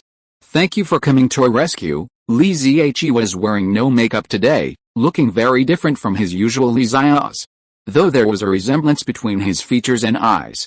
But after a careful examination, Lin Shan couldn't quite place the two together. That Li Zia's features and demeanor were ordinary and easygoing, with a certain air of laziness and slovenliness. But the Li Zihe before her was like the sharp edge of a peerless divine weapon, its razor-sharp edge causing a subtle tingling sensation on her skin, giving her goosebumps. Li Zihe coldly asked Lin Shan, How did you determine that the missing relatives and friends were in Mansion 26 across the street? Lin Sha quickly had a pile of clothes and daily necessities brought to Li Zhe for inspection. We have a search dog. They used items that the missing relatives and friends had come into contact with, following their scent and leading them here. Where's the search dog? Li Zhe glanced around but saw no sign of one. Lin Sha pointed to the gate across the street. They killed them right when they reached the entrance. Li Zhe picked up a few pieces of clothing and examined them, a wave of doubt building within him. While the genetically mutated search dog certainly had a strong ability to track down clues, tracking it from Area 48 to Area 3 was a significant challenge. He said to Lin Sha, "Come with me and to identify the man. I'll have the others wait over there. Don't make any noise or cause any trouble, or else something might happen." Li Zhe reassured the female reporter, "Okay, your mission is accomplished. Go back." Then, Li Zhe walked across the street to the entrance of number 26 and called to the guard, "Open." The guard at the door glared at Li Zhe, showing no sign of moving. The guard's unbridled aplomb almost made Li Zhe laugh. The female reporter scurried after him, directing the photographer to adjust the angle. "Pay attention to his face, find the most flattering angle." The female reporter looked Li Zhe left and right, finding every angle perfect. Li Zhe, keeping his gaze fixed, reached out and knocked on the door, his shot expertly executed. Bang, bang, bang. The metal door rang out with a resonant, long-lasting sound, resonating like the pealing of a church bell, startling the entire neighborhood. "You're looking for death?" The guard in the guardhouse burst out, pointing at Li Zhe and shouting. Li Zhe lightly brushed his shoulders, brushing off the non-existent dust on his epaulets. He smiled faintly and said, "Try to curse me again." The rabbit guard suddenly shut up, like a little teddy bear whose leash was suddenly released by its owner. No matter how powerful a wealthy family's dog may be, it's still just a commoner. Compared to the position of a junior inspector general, it only has the support of a dog that relies on the power of others. Even if a dog relies on the power of others, it must be sharp-eyed and intelligent. He Xiu, Molun, and Yao all stood behind Li Zhe. Their auras different from those of ordinary people. The guard smelled danger. Yao whispered a warning to Li Zhe. "Insulting a public official carries a maximum sentence of 30 years. Li Zhe nodded. Seeing someone hurried out from the back of the compound, he again addressed the female reporter beside him, "Don't follow us in.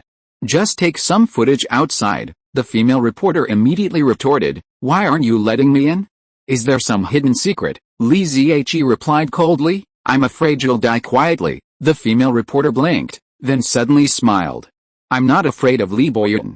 Are you?" At this moment, Li Zhe suddenly noticed that the logo on the microphone in the female reporter's hand was a red lion. He didn't recognize it. Li Zhe had checked the media's profile when inviting the media, and this female reporter wasn't actually invited by him. Furthermore, Li Zhe noticed that the girl's gaze on him was no longer the slightly infatuated one from before, but rather a subtle, superior scrutiny. Li Zhe's expression shifted, and the look he gave the female reporter changed from admiration to disdain. He had assumed the female reporter was a clean-cut, righteous woman, but she turned out to be a malicious enemy of my enemy. Li Zhe hadn't noticed Xiu and the others behind him. Upon hearing the name Li Boyuan, they exchanged glances and followed closely behind him. "Who is that knocking on the door just now?" A sharp shout rang out from inside the main door. A man who looked like a housekeeper approached, his face sullen as he looked at Li Zhe and the others. Li Zhe ignored him, extending his slender hands and rhythmically slamming the iron gate again. Bang! Bang! Bang! The resounding crackling sound reverberated around, enveloping the entire Red Maple Street. Li Zhe answered the housekeeper with action. "Did you see clearly? It was me who knocked." At this moment, at the entrance of number 26 Red Maple Street, neighbors were already secretly watching the excitement. The Public Security Bureau officers didn't dare approach, but the surrounding neighbors weren't necessarily afraid. Who living on Red Maple Street didn't have some connections? Why not watch the excitement? The butler was practically vomiting blood with rage. Just now, a loud knock on the door had reached the house, and the master had already scolded him. He couldn't even solve a trivial matter, so what was the point of having a butler? Now, the commotion was even louder, attracting a crowd of onlookers. The master's punishment would surely make him feel extremely satisfied. Li Ziyi ignored all that and simply uttered 2 words, "Open the door." The guard trembled as he opened the door and ran out into the street, escaping at the speed of a 100-meter sprint. Li Ziyi looked at Xiaowan, who explained, "He's not afraid of us, but because he's embarrassed the master. If he doesn't flee, he'll surely die." "You'll die too," the butler sneered, extending a finger and tapping Li Ziyi's chest repeatedly. "For all these years, no one has dared to offend the Jingchuan Li family.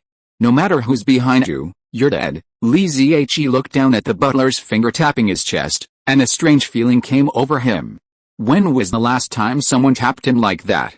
It seemed like a time back in elementary school, when a middle school kid extorted pocket money from a brother and sister.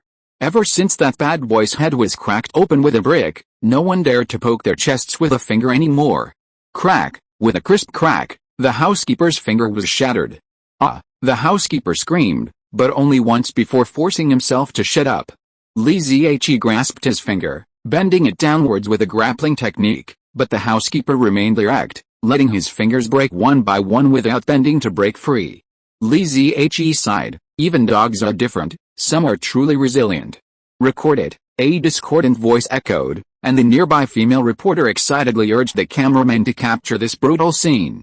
Li Ziyi waved his hand, and Exiu moved forward to smash the camera, but the female reporter quickly swooped in front of him and pointed at the housekeeper. "I can prove to you that it was the butler who attacked you first, and then you were forced to twist his finger in self-defense. He is a Class C superpower. Very, very dangerous. Your reaction just now is in full compliance with Section 186, Paragraph 18 of the Federal Public Service Safety Act." The female reporter's words surprised Li Ziyi very much. It turned out that the enemy of my enemy could indeed become a temporary friend. Buzz buzz buzz, the butler's private communicator rang. He used his uninjured finger to click on the headset on his ear and reported the situation at the gate in a low voice. "Okay, I understand, third young master." The butler hung up the call, twisted his waist and turned around, stretched out his twisted and deformed palm, and made a please gesture. However, his face was full of cold and ferociousness. "My young master is waiting for you. I hope you will have a good time today." Li Ziyi ignored the butler's threat and walked along the path to the depths of the house. The female reporter followed Li Ziyi and chattered, "Li Boyun's housekeeper is a senior C class, yet he can't resist you. What's your superpower level? Your rank is Junior Inspector General, but you're definitely not C class. Are you B class?" Seeing Li Ziyi remain silent, the female reporter feigned surprise and asked, "Wow. You're not A class? An A class under 20. Do you have a girlfriend?" Li Ziyi was speechless at this girl. "Are you a real fangirl? Or just a prude?" From the outside, number 26 Huangfeng Street looked like an ordinary street-side villa, but once inside, Li Ziyi discovered that its spaciousness was even more outrageous than the multi-billion-dollar lakeside manor Yuan he had described. It took several minutes to reach the main residence. Upon entering the living room, they saw a middle-aged man sitting on a sofa drinking. Li Ziyi had obtained the information in advance and recognized the man as Li Boyun. "Third young master, I've brought the person here. This junior inspector general of the supervision department is very tough. I've embarrassed you." Li Boyun waved his hand, and the housekeeper stood behind him with his head bowed. "Enxi, it's okay to play around among family members, but don't make a fool of yourself in front of outsiders." No one understood what Li Boyun said, but the female reporter who had been directing the filming said with a smile, "Third brother, don't you think this is interesting? I want to show all my brothers and sisters how a proud guy like you can be slapped in the face by a small minion." Li Ziyi turned his head and looked at the female reporter with a mischievous look in his eyes. He, who is always civilized, blurted out a swear word. "Wonima, today is a 2-in-1 chapter. The number of words is not less at all. Can you all give me a vote?" Oh. Chapter 94, Gold in the Sand. "Wonima? What does that mean?" Li Ziyi scolded the female reporter named Dunhe, but she clearly didn't understand. Li Ziyi offered no explanation, instead addressing Li Boyun in a businesslike manner. "I'm sorry, Mr. Li. Our supervisory department has received a report from the victim, suspecting you of involvement in a missing persons case. We ask that you cooperate with our investigation. You have the right to appeal, but please do not interfere with our duties." "Oh? Then how are you going to perform your duties?" Li Boyun looked at him with amusement, not angry or nervous at all. Li Ziyi had a misconception. Li Boyan appeared gentle and refined, but his gaze on him was unsettling. Mr. Li, please call everyone out. We'll leave after we've verified everything. If everything goes well, it won't take long. It won't take long. Li Boyan put down his glass and stood up. He walked over to Li Ziyi, facing him, and said with a smile, "Do you know that before you, no one has ever dared to come to my house to investigate a case, and no one has ever dared to humiliate the Jingchuan Li family?" Li Boyan was tall, half a head taller than Li Ziyi, who was 1.8 meters tall. He now stood close to Li Ziyi, giving him an oppressive, condescending look. But Li Ziyi raised his chin coldly to meet his gaze, his words even harsher and more forceful than his own. "I don't care who you are.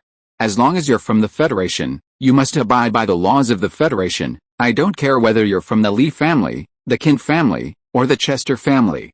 Before the supervisory department, all wealthy families are mere minions.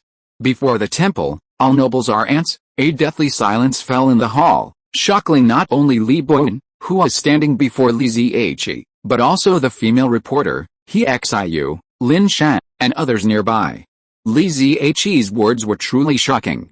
The female reporter was the first to react, and the microphone inlaid with a red lion was once again pressed against his lips. "Does what you just said represent the position of the Ministry of Supervision? Is the Ministry of Supervision's view of wealthy families really, brother? And has the temple's attitude towards the people returned to a few hundred years ago?" He turned coldly and asked, "Excuse me, young lady, what is your name?" "My name is Li Yangxi. You can just call me Yangxi. I'll give you my phone number later so I can conduct a private interview with you." Li Ziyi sneered, "I will report all your questions to the temple, word for word. I think they can give you a satisfactory answer." Wow. Did the temple retreat to the status of a giant? Why is the Inspector General still using the temple to scare me? And you're a civil servant of the Ministry of Supervision. Why are you connected to the temple? Are you admitting a special relationship between the temple and the Ministry of Supervision? Li Ziyi felt a sharp pain in his teeth. He was now fed up with this nagging female reporter. "Enough, Yangxi. The temple is not a place for you to casually discuss. I'm going to discuss some serious matters with Section Chief Li." "Don't interrupt, Section Chief Li. Wow, is your last name Li too?" Li Yangxi clearly didn't give Li Boyan face. She continued to talk to Li Ziyi for a long time until she was sure that Li Ziyi had no intention of paying attention to her. Li Boyan walked back to the sofa and sat down, crossing his legs and shaking them frivolously. "I've heard for a long time that an arrogant section chief Li Ziyi has come to the supervisory department. Today I see that his reputation is well deserved. He even twisted my housekeeper's fingers." "Chief Li, how did my housekeeper offend you?" Li Ziyi turned to look at Li Yangxi. Li Yangxi curled her lips and said, "I can prove it. Third brother, your housekeeper first poked Chief Li's chest with his fingers, and then Chief Li fought back and twisted his fingers." Li Ziyi immediately followed up, "Yes, your housekeeper is a powerful superpowered person. I feel a strong threat. I suspect that he is an S-level powerhouse and knows one finger yang." Li Yangxi, what is one finger yang? Li Ziyi, a high-powered combat technique popular in the previous civilization. Li Yangxi, wow, do you know it? Can you teach me? It was Li Boyan's turn to have a headache. His sister seemed to be a pitiful person on the surface, but in fact, she was more insidious than anyone else.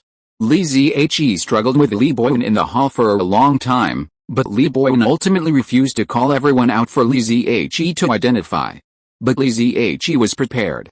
He quickly had Molun bring a life detector and began the search himself. "I'm warning you, if we can't find any missing persons, I'll go straight to the 36th floor of the supervisory department to have tea with Minister Xiao." Li Boyan's face darkened, but he ultimately didn't intervene. He simply ordered his butler to accompany him to monitor Li Ziyi and the others. The supervisory department wasn't like the police officers at the Public Security Bureau. They had the power of impunity to conduct searches. In theory, they could investigate anyone they suspected. Otherwise, they wouldn't be seen as a cannibalistic monster by corrupt officials. However, the search wasn't going smoothly.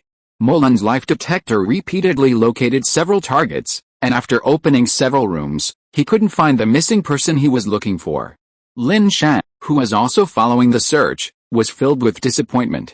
Sweat dampened her bangs, and her fingernails clenched nervously in her palms.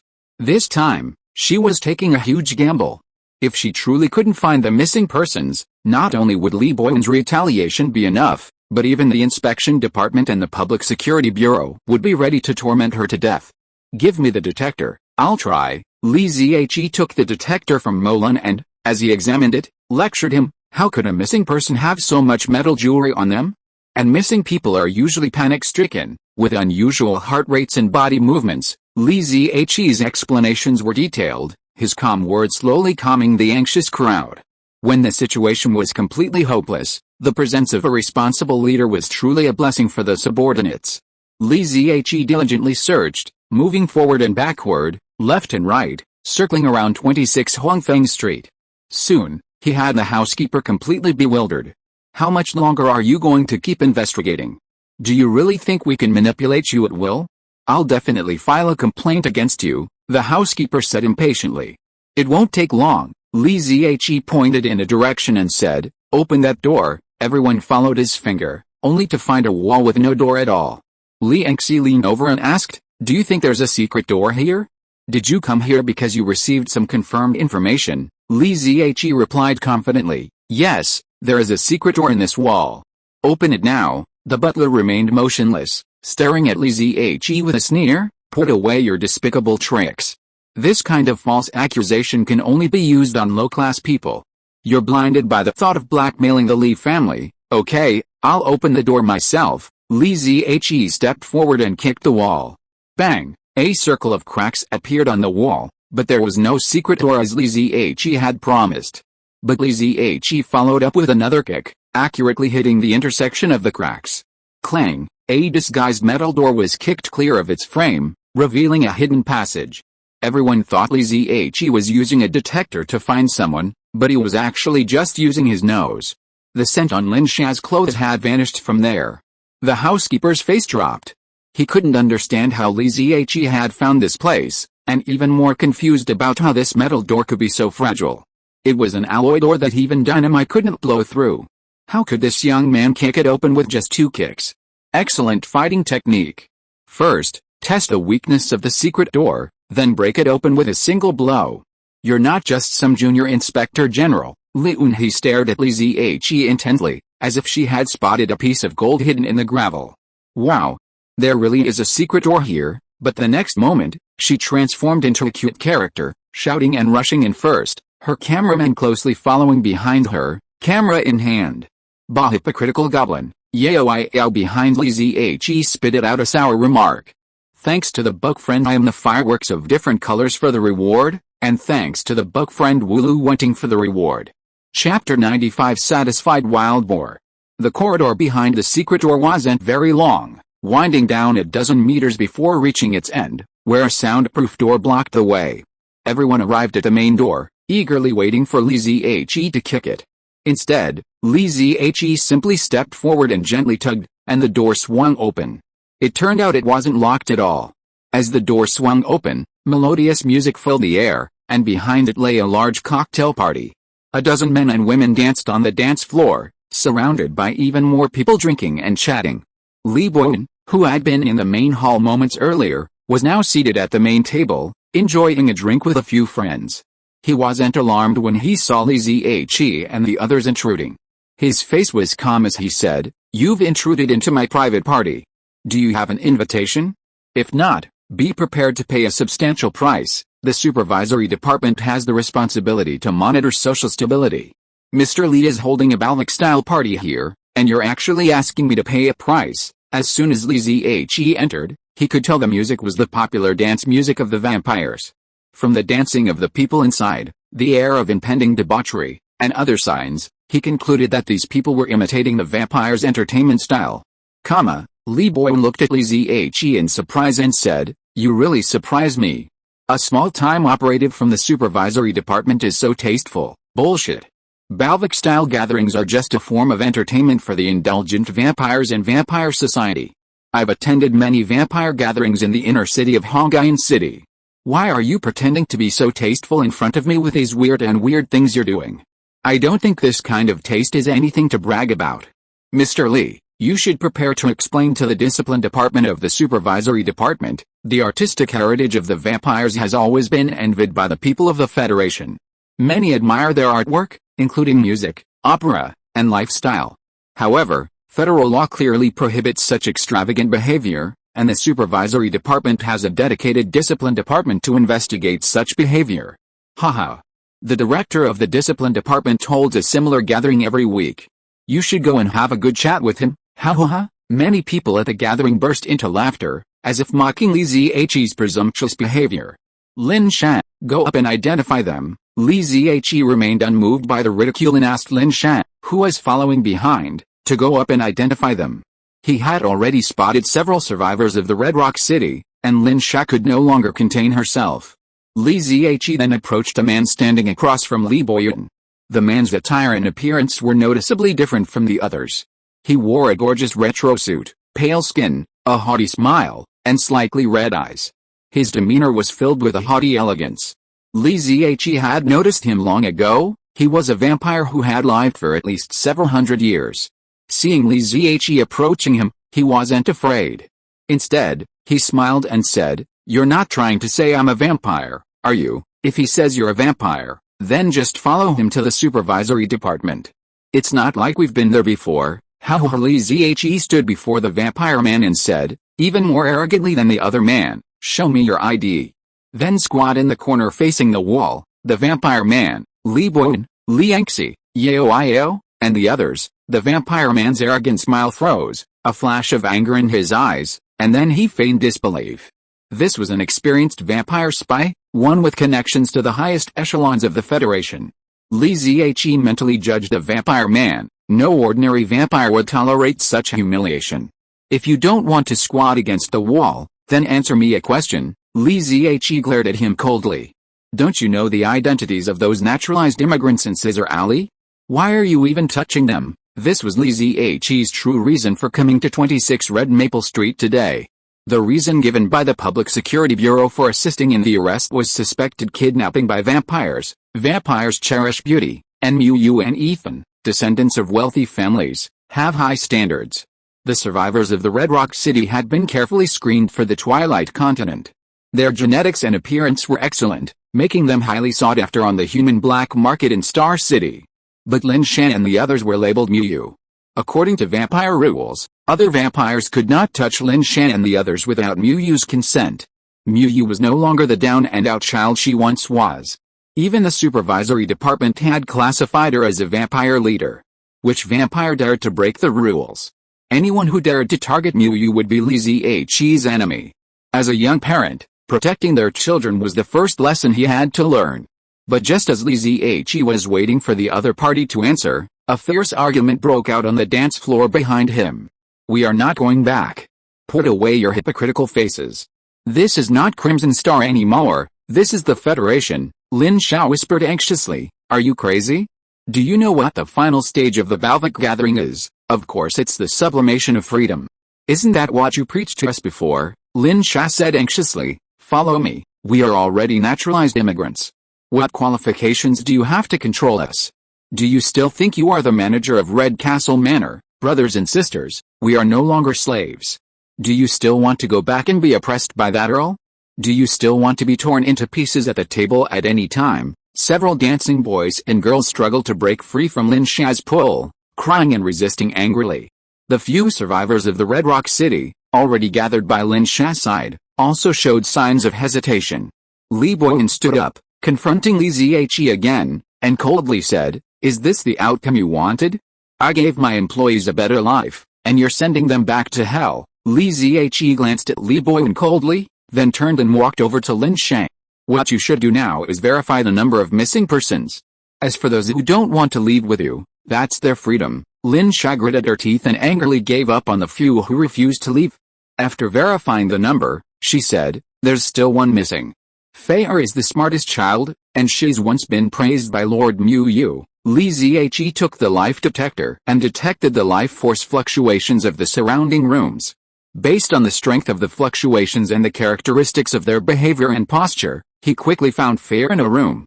The little girl was huddled in a corner in fear, avoiding the lustful gaze of another little boy. "Jesse? Why are you here? What are you doing?" Lin Shan hugged Fair and looked at the boy with bloody teeth in surprise. Li Zhe asked, "Who is this boy?" Lin Shan glared at the boy fiercely and said, "He's the son of a criminal." Li Zhe's heart stirred, and he ordered Exiu, "Take both children away." "I'm sorry, you can't take this boy." Li Boyan sternly stopped Exiu. The others in the hall gathered around him, and many of the Li family's servants had drawn their weapons, creating a tense atmosphere. Exiu, Yao, and Molun also immediately drew their weapons and stood guard over Li Zhe. Li Zhe was silent for a few seconds, then had Exiu and the others sheath their weapons. He then coldly addressed Li Boyan, "Do you know how serious a charge it is to assault an inspector? Then do you remember the creed of the inspection department? It's freedom and justice." Li Boyan sneered. "Today, not only can you not take this child away, you can't take anyone else either." At this moment, everyone noticed that the young men and women Lin Shan had gathered around had joined the protesters, refusing to leave with her. Only the little girl, Fair, clung tightly to Lin Shan's arm, daring not to move. Section Chief Li Zhe, your glorious deeds will be all over the headlines of the Federation tomorrow. An inspector general of the supervisory department actually aided the vampires in persecuting civilians who had already naturalized to the Federation. Isn't that fascinating? Li Boyan looked at Li Zhe, who had toiled for a long time and achieved almost nothing, as if he were watching a reckless boar that had stepped into a trap, anticipating his furious reaction. Ever since Li Zhe's unexpected knock on the door and barged in, the trap had been set, and so far, nothing had gone as he expected. When a wealthy family wrongly accuses someone, they will never show mercy. But as Li Zhe glanced at the vampire with his arrogant, smirking smile, he was extremely satisfied with today's gains. If you're listening to this novel on a channel other than Fanfic World, it means they downloaded and uploaded it without effort. We cordially invite you to visit our channel, Mundo Fanfic Novelis. There you'll find the original version of this story and you can explore many other novels of various genres. We're waiting for you to immerse yourself in a world of incredible novels. Chapter 96 I Suffer the Cold Wind for You. Li Zhe left Li Boyan's private gathering with a sullen face. Reporter Li Yangxi followed him, offering earnest advice. "Hey. Slow down. I need to give you my number. This is the first time I've ever offered my number to a boy. Hey, don't be so angry. Free headlines are a good thing.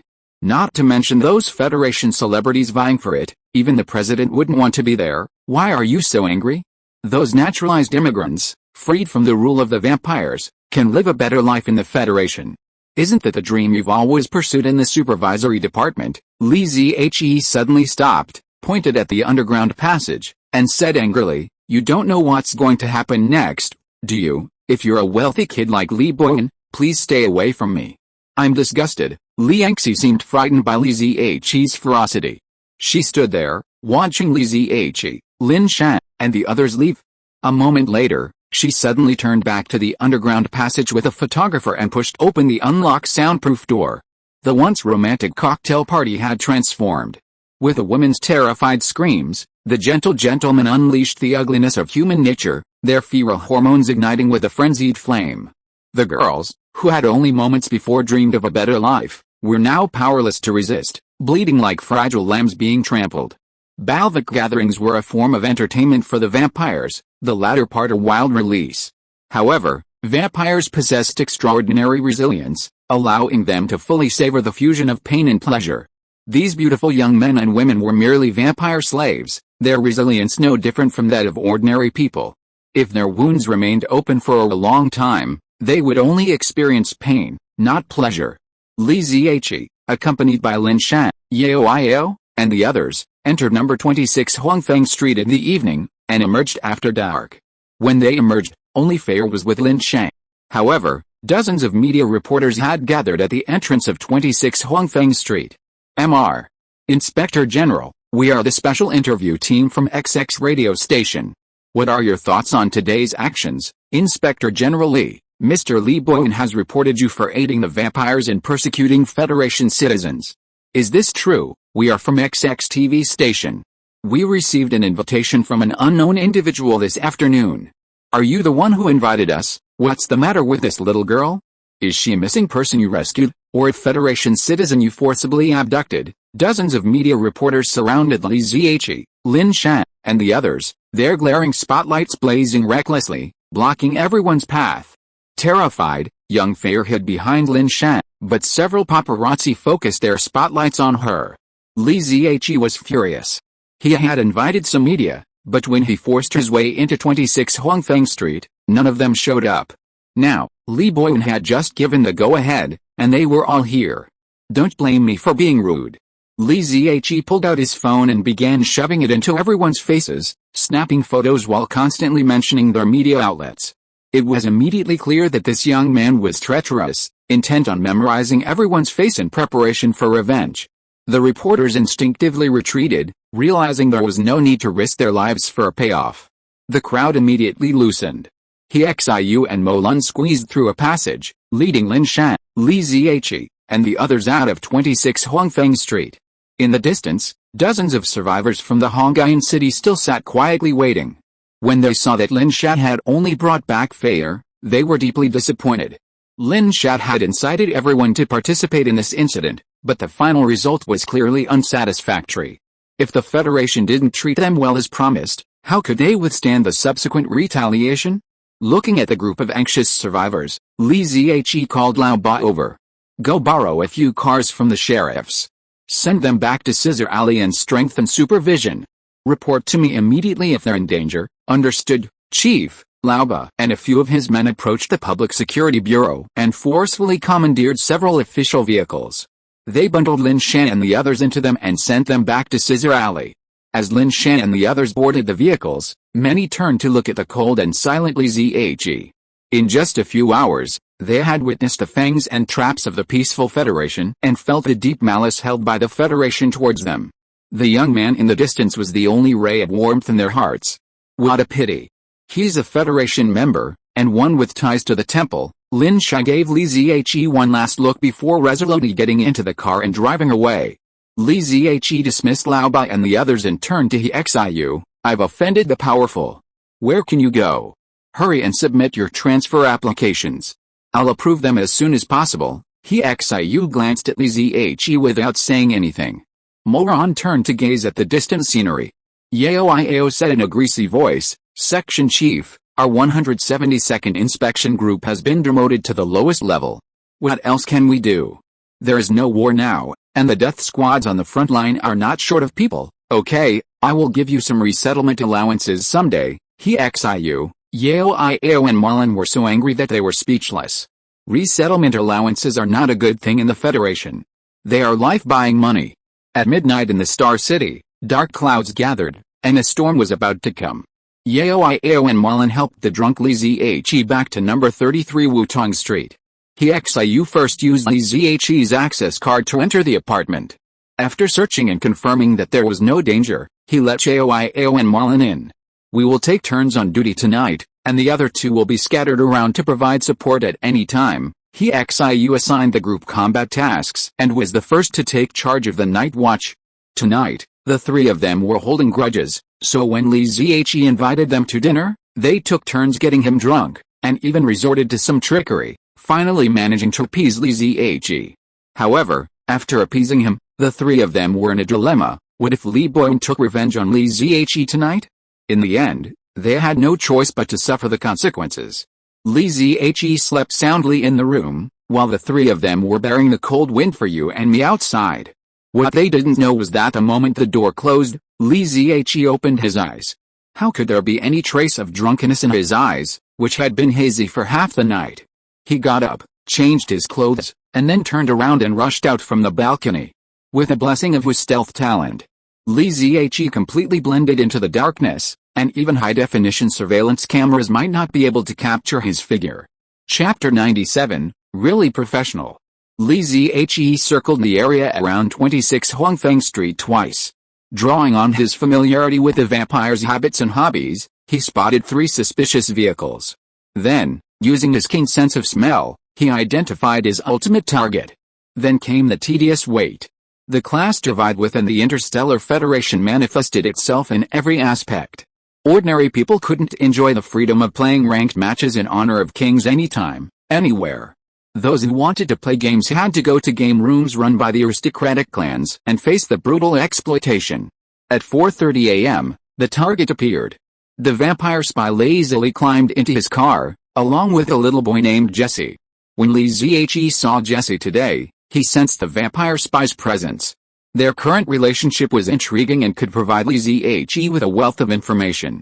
Boom, thunder and lightning flashed in the overcast sky, and large raindrops pounded down. 10 minutes later, the vampire spy's car pulled into a single-family house in District 18 of Guangxing City. 2 minutes later, dripping with rain, Li Zihe finally arrived outside the mansion. He panted slightly, cursing inwardly. A centuries-old old man, he's so good at racing. Don't you think he's dying fast enough? Li Zihe had considered following the other party in his car, but following the other car would easily be detected by the car in front, and it would also leave clues that could be traced. His mobile suit had been badly damaged when he left A16, so to avoid exposing the Fortune Bird Station and attracting Chen Tong's attention, he abandoned it on the bug planet. However, Li Zihe's body had become much stronger after his ascension to the Bloody Viscount. He thought a sprint would be no problem, but he didn't expect to encounter a car going at least 200 miles per hour. The long run exhausted him. The rain was getting heavier, soaking Li Zihe's hair and affecting his perception. Standing on the street, he couldn't fully grasp the details of the mansion. He took a moment to catch his breath, then fetched his Anxiang knife and quietly slipped inside. The house was small, and Li Zihe immediately detected his target's presence upon entering. However, an unexpected sense startled him. He quickly rushed to the second floor of the main residence and dodged to the master bedroom door. The door was ajar. The vampire spy lay face down on the carpet, scarlet blood spurting from his neck. The pungent smell of blood permeated the entire second floor. Li Zihe rushed over, holding his head, and angrily demanded, "Who did this?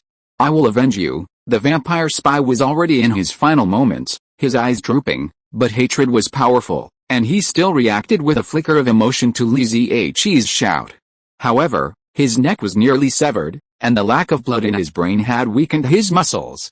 He struggled to open and close his mouth, only to utter a faint, muffled syllable.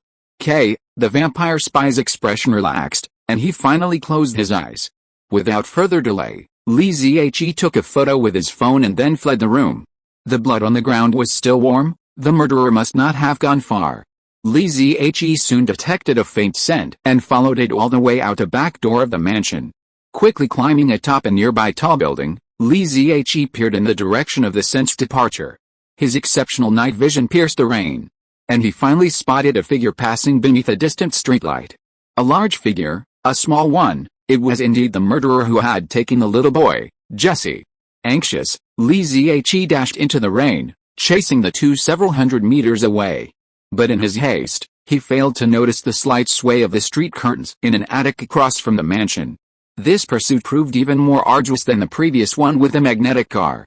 Just as Li Zihe could clearly see the target's back, it seemed to receive a call and suddenly accelerated into the dark alley. And then Li Zihe began his arduous pursuit. The opponent's escape technique was exceptional, always choosing unexpected directions and routes. Even with Li Zihe's acute senses, he was nearly evaded twice. The pouring rain not only obscured his vision but also diluted the target's scent. Tracking clues became intermittent, making Li Zihe increasingly anxious. However, the opponent, accompanied by a child, was noticeably slower than Li Zihe. Whenever Li Zihe grasped a clue, he closed the gap. After a half-hour of hide-and-seek, Li Zihe finally locked onto his target, making it impossible for him to escape. Buzz, the fragrant knife unsheathed. After so much hunger and thirst, the moment of meat finally arrived. But suddenly, Li Zihe, sprinting at top speed, froze, then stumbled forward in an unnatural manner, as if he had tripped and fallen.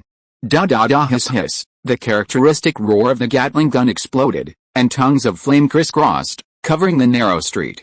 The orange-red glow of tracer bullets tore through the thick rain curtain, like a demon hidden in the darkness baring its fangs. A cloud of blood immediately splashed onto the flooded pavement, drifting away with the current. However, Li Zihe's sudden, unnatural lunge had created a gap in the carefully designed trap. He only faltered, leaving a puff of blood before disappearing. The Gatling gun's roar continued unabated. Although the shooter had lost sight of his target, he, with superb tactical prowess, continued to fire in bursts along the street, clearing out every possible hiding spot. The shooter's skill was exceptional, and the orange-red hail of bullets swirled from multiple directions, tightly encircling Li Ziyi's center, effectively blocking any possible escape route. Of course, Li Ziyi had no intention of running away. He was hiding behind a low wall, clutching his abdomen tightly to stem the bleeding. Too careless. Li Ziyi had been so impulsive in his pursuit of his target that he had made a fatal tactical mistake. If he had been using some of his senses to carefully scan the surroundings, he wouldn't have been ambushed so easily. The ammunition used by these Gatling guns was no ordinary stuff. High-energy gunpowder combined with alloy armor-piercing rounds swept across at close range. Even his body, which had been reinforced 3 times, was torn open in his haste. Fortunately, the momentary tingling sensation just now allowed him to make the correct evasive action in time. However, his danger perception was surprisingly slow today, and he almost capsized, which made him extremely vigilant. Hiss, the orange-red fire net tightened, and would soon clear Li Ziyi. The low wall around him couldn't stop armor-piercing rounds, but it could obscure the shooter's vision. Before the enemy could find him, Li Ziyi quickly manipulated his dark blade knife into the darkness and launched a sneak attack at the Gatling gunner. At this moment, Li Ziyi suddenly realized that the auras of the enemies around him were surprisingly weak. Each of them possessed remarkable stealth abilities. No wonder he hadn't sensed the danger earlier. It wasn't just his impatience, it turned out his opponent was a professional assassin. Li Ziyi had been accelerating his stealth talent these days, gaining a deeper understanding. He immediately understood why he had fallen for it. The enemy hadn't just concealed their presence, they had also used a unique method to conceal their assassination intent. This meant that the enemy wasn't any stronger than him, and they hadn't betrayed their murderous intent to him. They hadn't even focused their attention on the ambush beforehand. This was why his danger-sensing ability hadn't detected the approaching danger.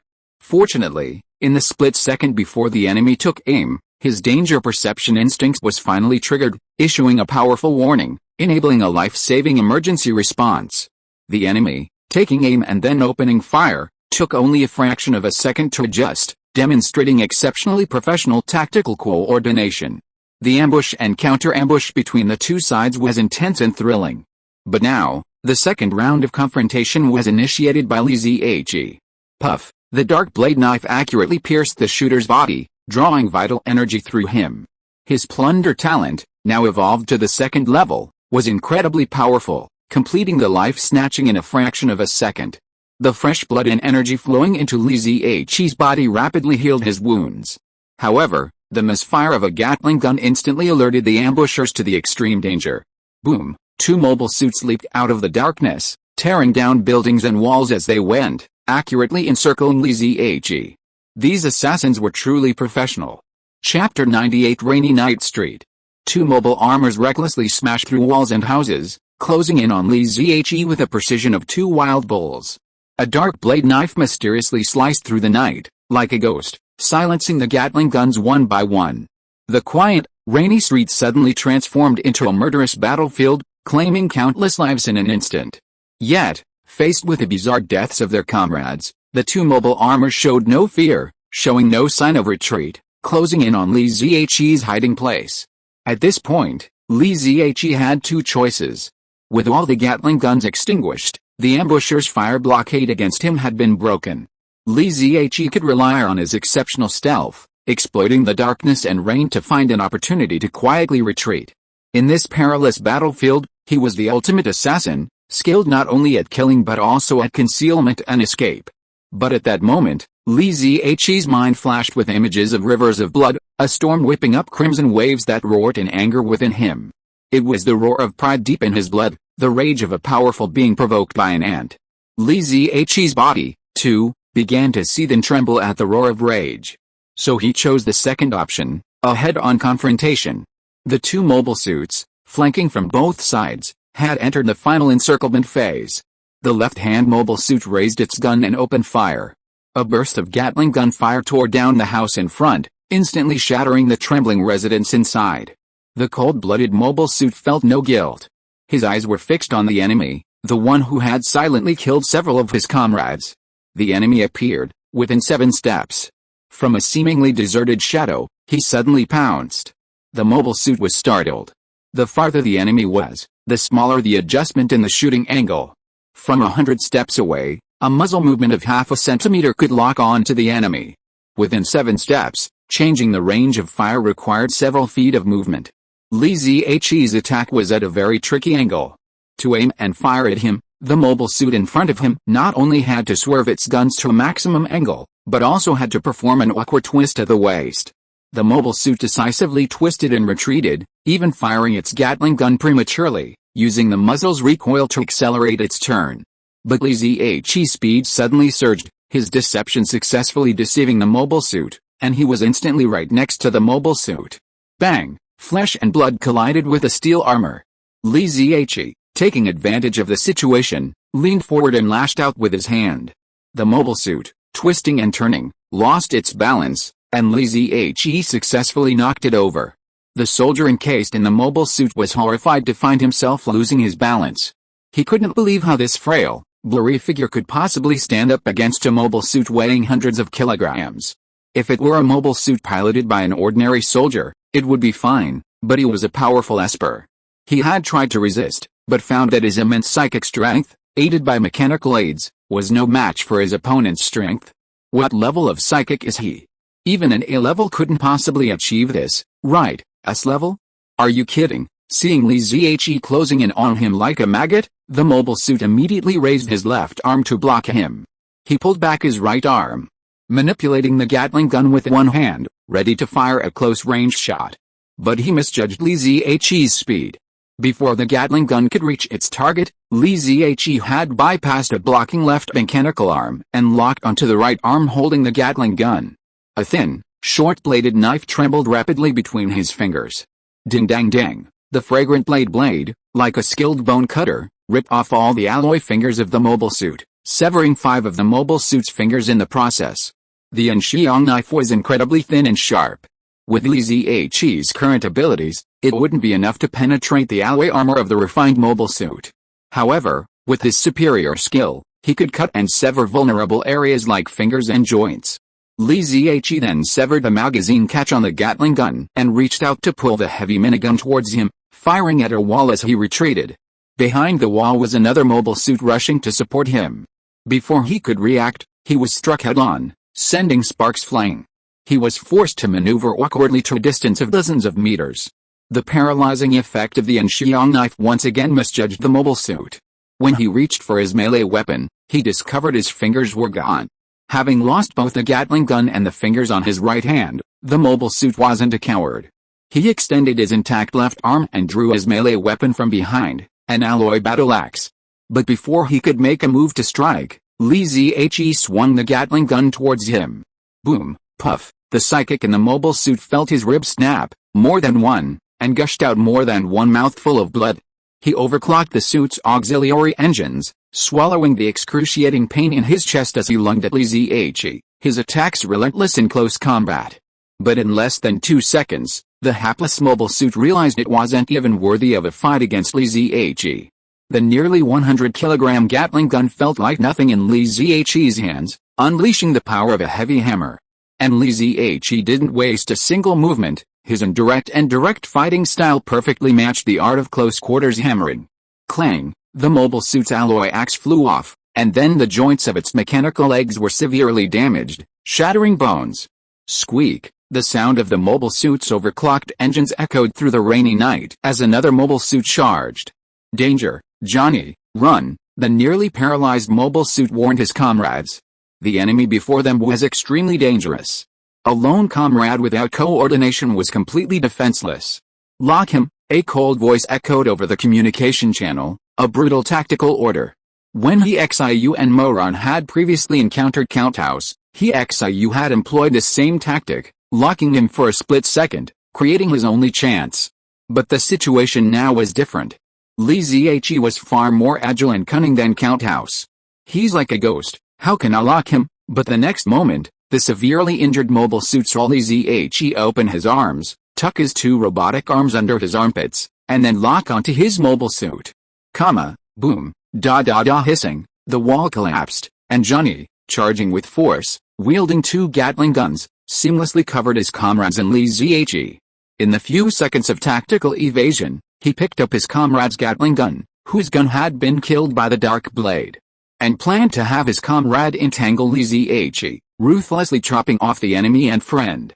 However, as Johnny rushed into the battlefield, under fire, he discovered that his comrade was indeed locked to Lineage, but not in the way he expected. Lineage locked onto the disabled mobile suit, using it as a shield, and charged at Johnny under the heavy gunfire. Johnny's Gatling gun continuously fired armor-piercing rounds, but none hit Lineage, instead hitting his comrade's mobile suit. The front armor of the mobile suit was the thickest, while the back housed the weapon racks and energy storage kit, which were quickly penetrated by the fierce attack. The dying mobile suit finally saw the enemy before him clearly. He was a handsome young man. But the calmness and indifference in his eyes were not at all like a teenager. "Idiot, run," the mobile suit cried out in his final moments.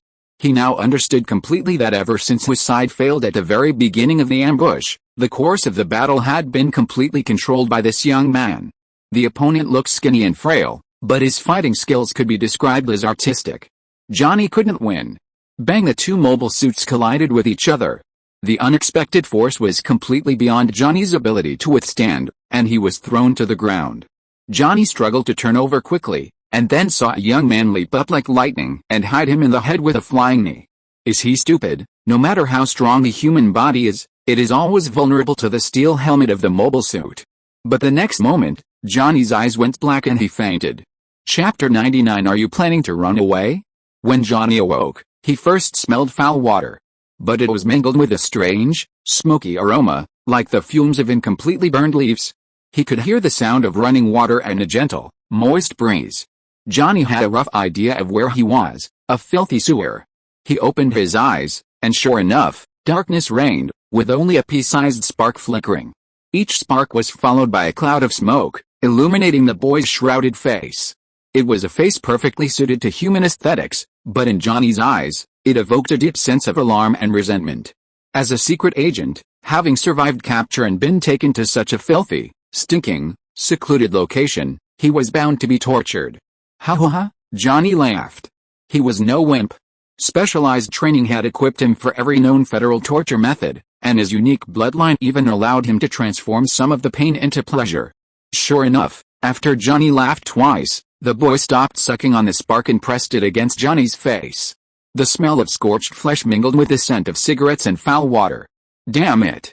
He burned my face. Although Johnny wasn't afraid of pain, he still cared deeply about his face. If he had the choice, he would have washed it and died cleanly. Lineage tossed the extinguished cigarette butt into the water and said coldly, "Tell me everything you know, and I can bypass your family and punish only you." Hey, Johnny sneered. He wouldn't believe Lineage's lies. If he said nothing, he would be the only one to die. If he said something, he might expose his family's secrets and put them in harm's way. Do you know why you're the only one alive? Because you're the only vampire there. Lineage didn't punish Johnny again. Instead, he gently scratched his skin with his fingernail, smeared a trace of blood, and put it into his mouth. The blood, rich with vitality, melted in Lineage's mouth. The bloodline inscription, sensing Lineage's consciousness, trembled slightly, transmitting a message. You carry the ancient bloodline of the Fikili clan, but it's very weak. 7 generations ago, mixed blood from the Monroe clan merged with it, and 3 generations ago, even less valuable blood was added. Although your bloodline is worthless, do you think I can find your family with this information? Johnny's eyes widened in horror, but the cigarette butt went out, and the surroundings were plunged into darkness. Even as a descendant of the vampire race, he could only vaguely see Lineage's ghostly figure, but not his expression. Who are you? Who am I? Do you have the right to ask? Lineage sneered, unleashing his bloodline suppression, instantly causing Johnny's bloodline to begin to stagnate and collapse. I'm sorry, sir. I truly didn't mean to offend you. Johnny regretted it to death. He knew that the person ambushed tonight was such a vampire leader. He would rather be exiled than dare to take action.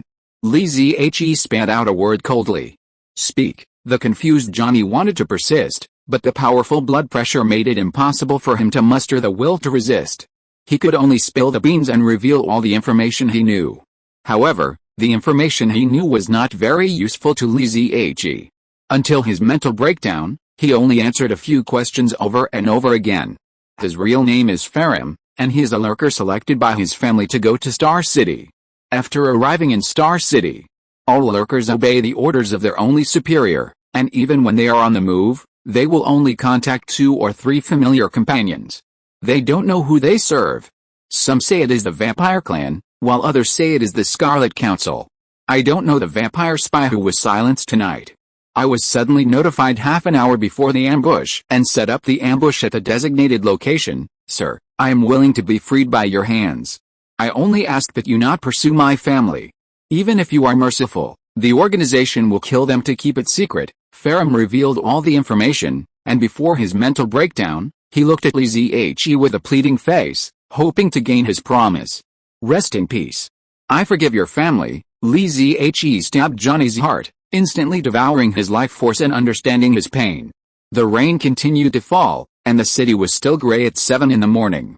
Li Zhe slipped back to his apartment, opened the door from the inside, tossed a large bundle of money to Yao, the night watchman, and told him that he would not be going to work that day, leaving the 3 of them to their own business. Li Zhe was about to close the door when Yao stopped him with her foot.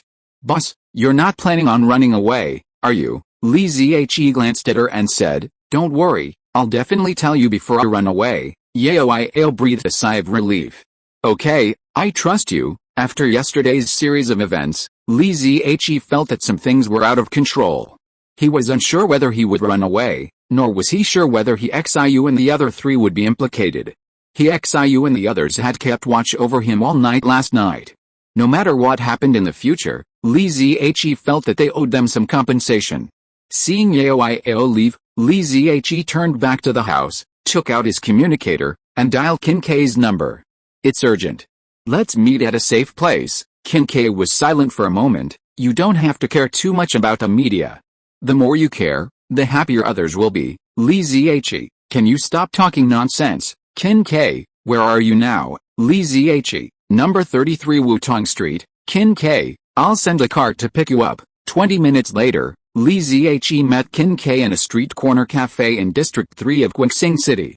What's the urgent matter? Li Zhe took out a portrait he had just drawn and handed it to Qin K. I need all the information related to this person, especially the list of people who have had contact with him recently. Qin K could tell at a glance that Li Zhe's painting skills were extraordinary, and said in surprise, did you draw this? Li Zhe said with a cold face, is this the point? Qin K smiled, carefully identified the face of the vampire spy, and suddenly said solemnly, I seem to know this person. Is he a vampire? Li Zhe said, yes, I met him at Li Boyan's private party yesterday. I suspected that he was a vampire spy. Then I also saw a vampire child, but I didn't wake up until this morning. It might be the child that Li brought back. Qin K cheered up. Do you want to follow this line to find the source of the leak of the Red Castle family migration fleet's jump information? Dealing with smart people is trouble-free. Li Zhe didn't even need to explain. Qin K guessed according to his intentions. Li Zhe said, if it's proven that the vampires deliberately leaked the data to us, then the A16 ambush can be determined to be a vampire trap, and the misunderstanding between the temple and the supervisory department can be cleared up. Qin K nodded. It's indeed a clue, but you're from the temple. This matter has little to do with me. Li Zhe looked at Qin K's half-smile and thought to himself, as expected, the hearts of capitalists are all black. He fished out a can of Longjing tea from his trouser pocket and placed it coldly on the coffee table. Qin K raised his eyebrows, smiled, and held up 2 fingers. 2 cans, there's no darkest, only darker. After Li Zhe left, Qin K called his mother. Mom, did you drink the tea I gave you? If I did, can you tell where it's from? Oh, I'll bring you some in a few days. Please help me check it out. No, I'm just curious. Chapter 100 Framed. Butler Qin, just drop me off at Yuho Street ahead, okay, Mr. Li. Qin K's butler parked the car by the roadside and waited for Li Zhe to get out and walk away before dialing an encrypted line. Madam, that Li Zhe met with the young master this morning. It seems the young master is trying to interfere in Li Boyan's affairs. What should I do? Madam Qin said coldly on the other end. The young master can do whatever he wants. Is a mere Li Boyan worth fearing? I understand, madam, Yuhu Street is one of the most concentrated areas for vehicles in Qingxing City, especially famous for its wide selection of high-end magnetic-powered vehicles. 20 minutes after entering, Li Zhe emerged on a very low-profile two-wheeled motorcycle. Seeing his bulging wallet shrink even further, Li Zhe sighed with pain, a sinister thought brewing within him. Should I also exploit my position to embezzle some dirt to supplement my wealth? Li Zhe lightly twisted the throttle, and his motorcycle sped off like a small beast. $1,000,000 goods were simply different, a definite qualitative difference from the many knockdown items on the street. Li Zhe excitedly tried out his new toy and quickly returned to Wutong Street, where he spotted a line of media vehicles parked in front of his apartment building from a distance. Is this the start? Li Zhe turned, gasped, and drove off. In his past life, he'd seen all sorts of headlines promoting celebrities and criticizing villains, and he knew it was best to stay out of sight at this point. It took Li Zhe 35 minutes to ride his motorcycle from District 6 to District 48, 5 minutes faster than Yao's late-night drive. Arriving at 128 Scissor Alley, Li Zhe decided to laze around in his secluded den for a few days and see how the supervisory department reacted. I'm a junior inspector general from the supervisory department, ordered to investigate a case. Now that I've been framed by a wealthy family's son, you have to intervene, right? Otherwise, where's the authority of the supervisory department? Li Zhe entered the elevator and happened to see Lin Shan talking to a few survivors of the Red Rock City. Don't be afraid. I heard that envoys from the Twilight Continent will arrive in Star City soon. They won't dare to do anything to us. Li Zhe's heart moved. Although the survivors were skeptical of Lin Shan's words, he had heard from Sfag that a special envoy from the vampires was indeed coming to Star City. Was Lin Shan just making up stories to calm people down and then getting into trouble? Or did she really know about it? Li Zhe went upstairs to his small room and suddenly realized something was wrong. There had been a burglar. The thief was very arrogant. He had spray-painted a few words on the wall. The general meaning was, "You poor bastard, why are you locking the door?" Li Zhe was stunned. He dragged out the simple luggage from under the bed and found that everything was missing. Li Zhe had bought these simple belongings on Crimson Star, spending a few hundred Blood Clan coins. Are all the thieves in Star City so discerning? Li Zhe smiled broadly and lay down on his bed, ready for a long nap. His inscriptions would evolve faster in sleep. Buzz buzz buzz, the annoying communicator started buzzing again. Li Zhe clicked it and felt a little irritated. It was his immediate superior, Su Bingwen. Li Zhe answered the call lazily. "Director Su, I'm on vacation today."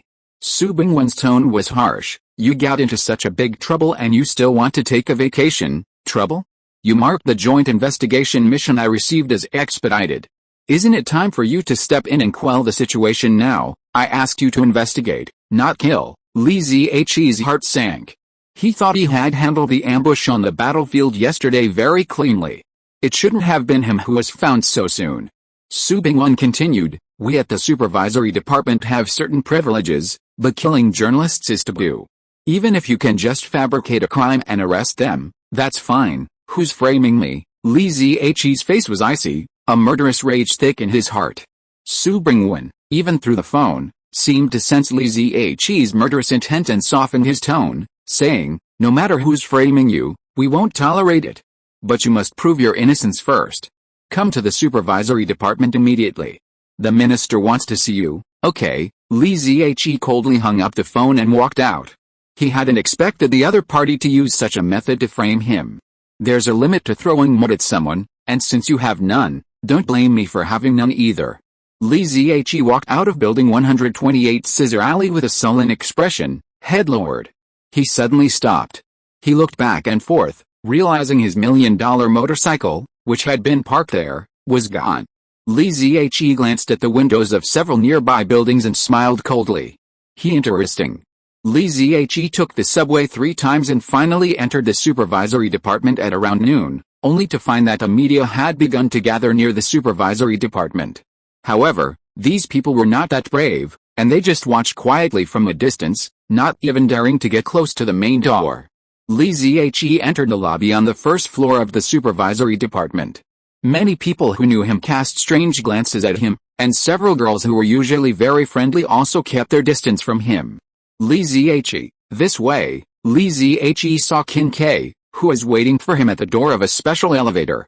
The two got in the elevator and went straight to the 36th floor. After a few seconds of silence, Qin Kai spoke, but he did not ask Li Zhe if he had killed anyone.